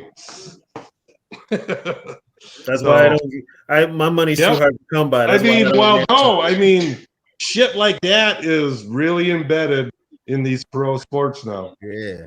I don't know how they call that. I don't know how they call it so fucking tight, bro. That's what gets me. How do you call that? How do you know that shit is going to be that tight, completely on the nuts? Like, Vegas is always bro. doing that. That shit is crazy, bro. The biggest you can't tell me it's not fixed, bro. Especially for football. And I look at the over-unders for football, and then I watch the refs. Yup. It's fucking terrible. I remember this. This is like 20 years ago, before the internet and all this gambling. I knew an old timer that was a big time gambler, and he told me, he said, if you don't think the NFL's fixed, you're not paying attention, especially in the playoffs. Oh yeah. And then after he told me that, see a lot of shady shit in the playoffs. Bro, do you remember? Do you remember that Cincinnati? Who in the fuck did Cincinnati play in the Super Bowl? Like what was it? Like 5 years ago when they like the. Yeah, bro, that was so fucking crazy. They got robbed, bro. I'd never seen anything like that. That pass interference call on that linebacker in the end zone when they held him, and then they kept giving him flags on fucking third down for defensive holding, bro. Oh my god, dude. You know what? That game though, you know what everybody missed was Andrew Whitworth kept jumping off sides. The tackle for the Rams. He jumped off sides 4 or 5 times. They never called it on that game-winning drive. Man, the worst one was crazy. The worst one was the Pittsburgh-Seattle one, when Pittsburgh won. They were calling shit just threw the fucking ball to him. Oh my god, dude! They were calling shit that they didn't even care what fans thought. Yeah, they were just calling holding calls. Every big play Seattle had, they just dropped the flag and called holding. In the replays, it's like, fucking, there's not even close to holding. It's like, that game was so blatantly bad. That's what I was like. Six shooter brings up something really interesting, too, now that I think about it. You never saw them old school refs huddle like they do now. I'll tell y'all what. Never. I'll tell y'all what. Drake May is delivering that motherfucking football tonight. Here's the thing about these refs that everybody's bitching about in the NFL. That's a full-time job. Now in college football, you have like 100 games a week. 100 games a week, and the reffing in college football isn't that bad. T-Bass, the refs still aren't full-time in the NFL. Okay, no, they're judges and shit, bro. No, they are still part-time. But still, why is the reffing so bad in the NFL, but it's not like that on the college level? Cha-ching. Either that or there's too many fucking rules in the NFL. No, they've all got money on the game. Hey, Trey Henderson just scored for the New England Patriots, man. They just scored. It is 13-17. It's 13-7. Zoe, you're ahead of me, dude. Yeah, he just scored. I like Henderson. I don't. Fuck him. Henderson, is that the kid from Ohio State? Yeah. Fuck him. Yep. I do. Yeah, he was good. Honestly, if the Vikings won a Super Bowl this year, I just want them to win so I can stop watching the NFL so much and this shitty product that they're giving us. Put it this way. I think it's horseshit. Hey, look. Hey, TB and T-Bag, I want to ask y'all this.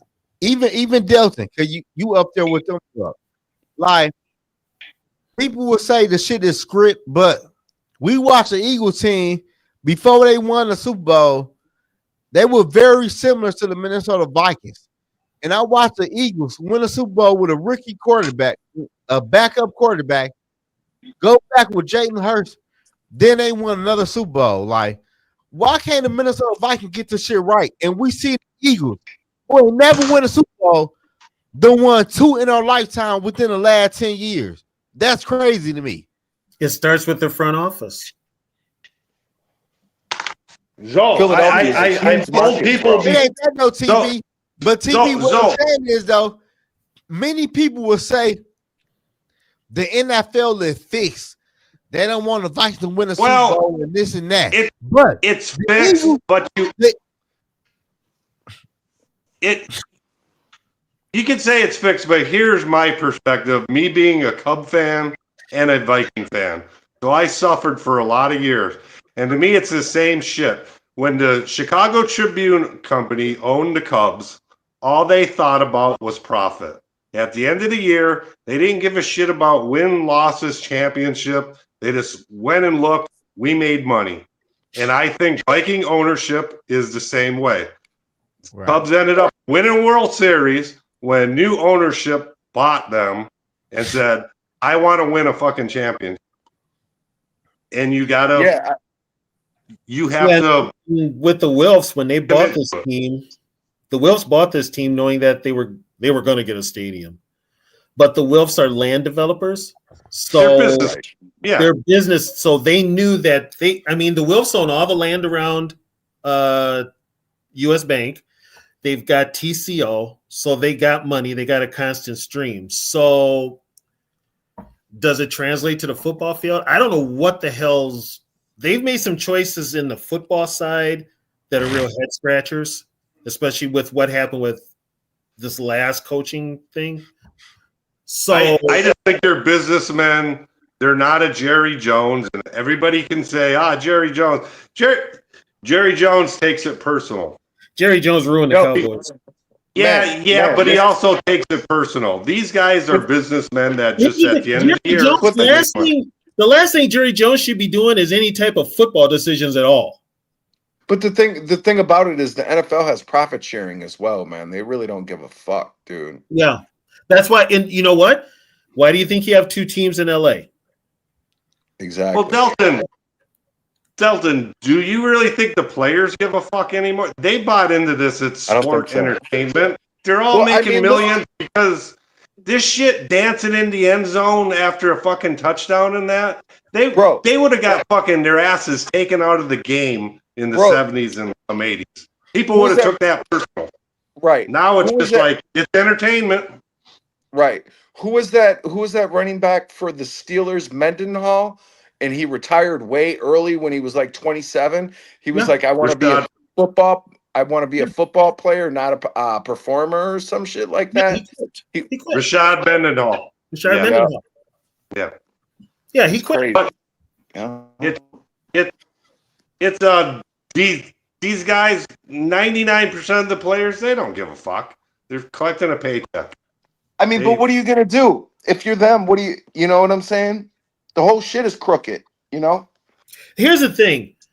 Back in the day, those players that played these sports, they played it like it was the only thing they did.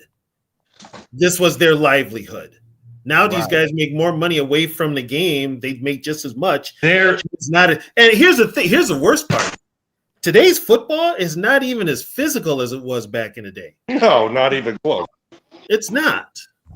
But I'm just going to use him for an example. Back in the 70s, you wouldn't have been seeing Justin Jefferson doing gritties after every touchdown. And if you did, you probably wouldn't be seeing Justin Jefferson. They also wouldn't have been wearing jewelry on the field. Oh, no. I want one player to fucking rip one of those necklaces off. It already happened. It already happened. It was a brawl when it happened. Talib, who was that corner from the Broncos? He ripped that chain off that dude. It happened a couple years ago. Off a Crabtree. Awesome. Michael Crabtree. Yeah. That's awesome. I never seen that. It was a big. They were still in Oakland. It was a big brawl. Good. Yep, it was a big ass brawl. I mean, players don't take it personal. You know, it's like, this guy just scored a touchdown and we're getting fucking killed, but you know what? I'm making $20 million. Oh well. Well, and here's the thing now too with today's NFL. They've put all their money on you're overpaying quarterbacks and you're overpaying wide receivers. Yeah. You are. Yep. Because you know why? That's the Madden football generation, the fantasy football league generation. And that's what sells in the NFL now. I haven't played Madden in years. No, but I mean, there's a generation that is, the ones that money now. That's what they want to see. Now that you have touch football and flag football in the Olympics, that's changed everything. You've got NFL players now that want to play in the Olympics. Do you remember when they used to play bump and run and shit, man? Oh yeah. Everybody, you know what happened? Everybody wanted to have a Randy Moss on their team, so they changed the rules, man. Yep. They literally changed the rules right after Randy Moss was a rookie because he tore the fucking league up. Oh yeah, and then you had to get defensive backs that could cover him, and then that didn't work. I mean, no, but literally they changed the rules. Like you couldn't bump and run from. You couldn't fucking couldn't bump and run. What was it? You could play bump and run until the 10-yard line for 10 yards, and then they restricted it to 5. So it's like, well, they moved that down. Mel Blount, because he was a master at it. Then they shortened it to 5 because those old school quarterbacks like the Fouts. I mean, Tarken's best year was when they changed the passing rule. But now with these quarterbacks, now you can't even touch a defense. You can't touch a wide receiver. You literally can't. Here's a big one though. Remember back in the day, wide receivers would run across the middle and they get laid out, fucking just destroyed. Yeah, that doesn't happen anymore. They can run across the field and dare somebody to hit them because they know it'll be a flag. So that right there. And then you've got like your simple passes out in the flat now. They should be laterals. They should be runs. They're calling them passes. They're inflating passing numbers. But going across the middle, back in those days, you had 1 or 2 guys that was their job. Your number one wide receiver never went across the middle. And they knew they were going to get their asses just handed to them. And they kept on coming back. I mean. Yeah, case in point. I mean, look what happened to the biggest highlight ever. Sammy White in the Super Bowl. Caught the ball, though, too. Yep. Held on to the ball. Yep. Tatum just smoked them. But, I mean, that was the Super Bowl, but that was a common play. I mean, maybe not as bad, but, so. They took the physicality out of it. Now it's more of an offense. You can't even play defense. Let's just be honest. Especially what they did to Dallas Turner was criminal with that damn roughing the passer call. That's some bullshit.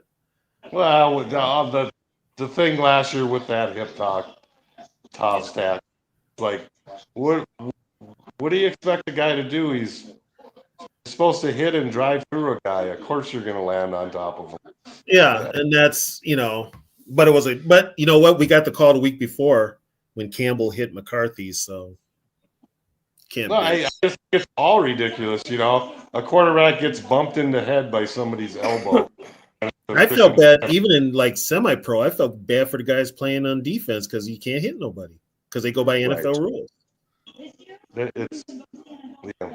It's a watered down sport, and I don't even like the product they put out. I don't like all the dancing, and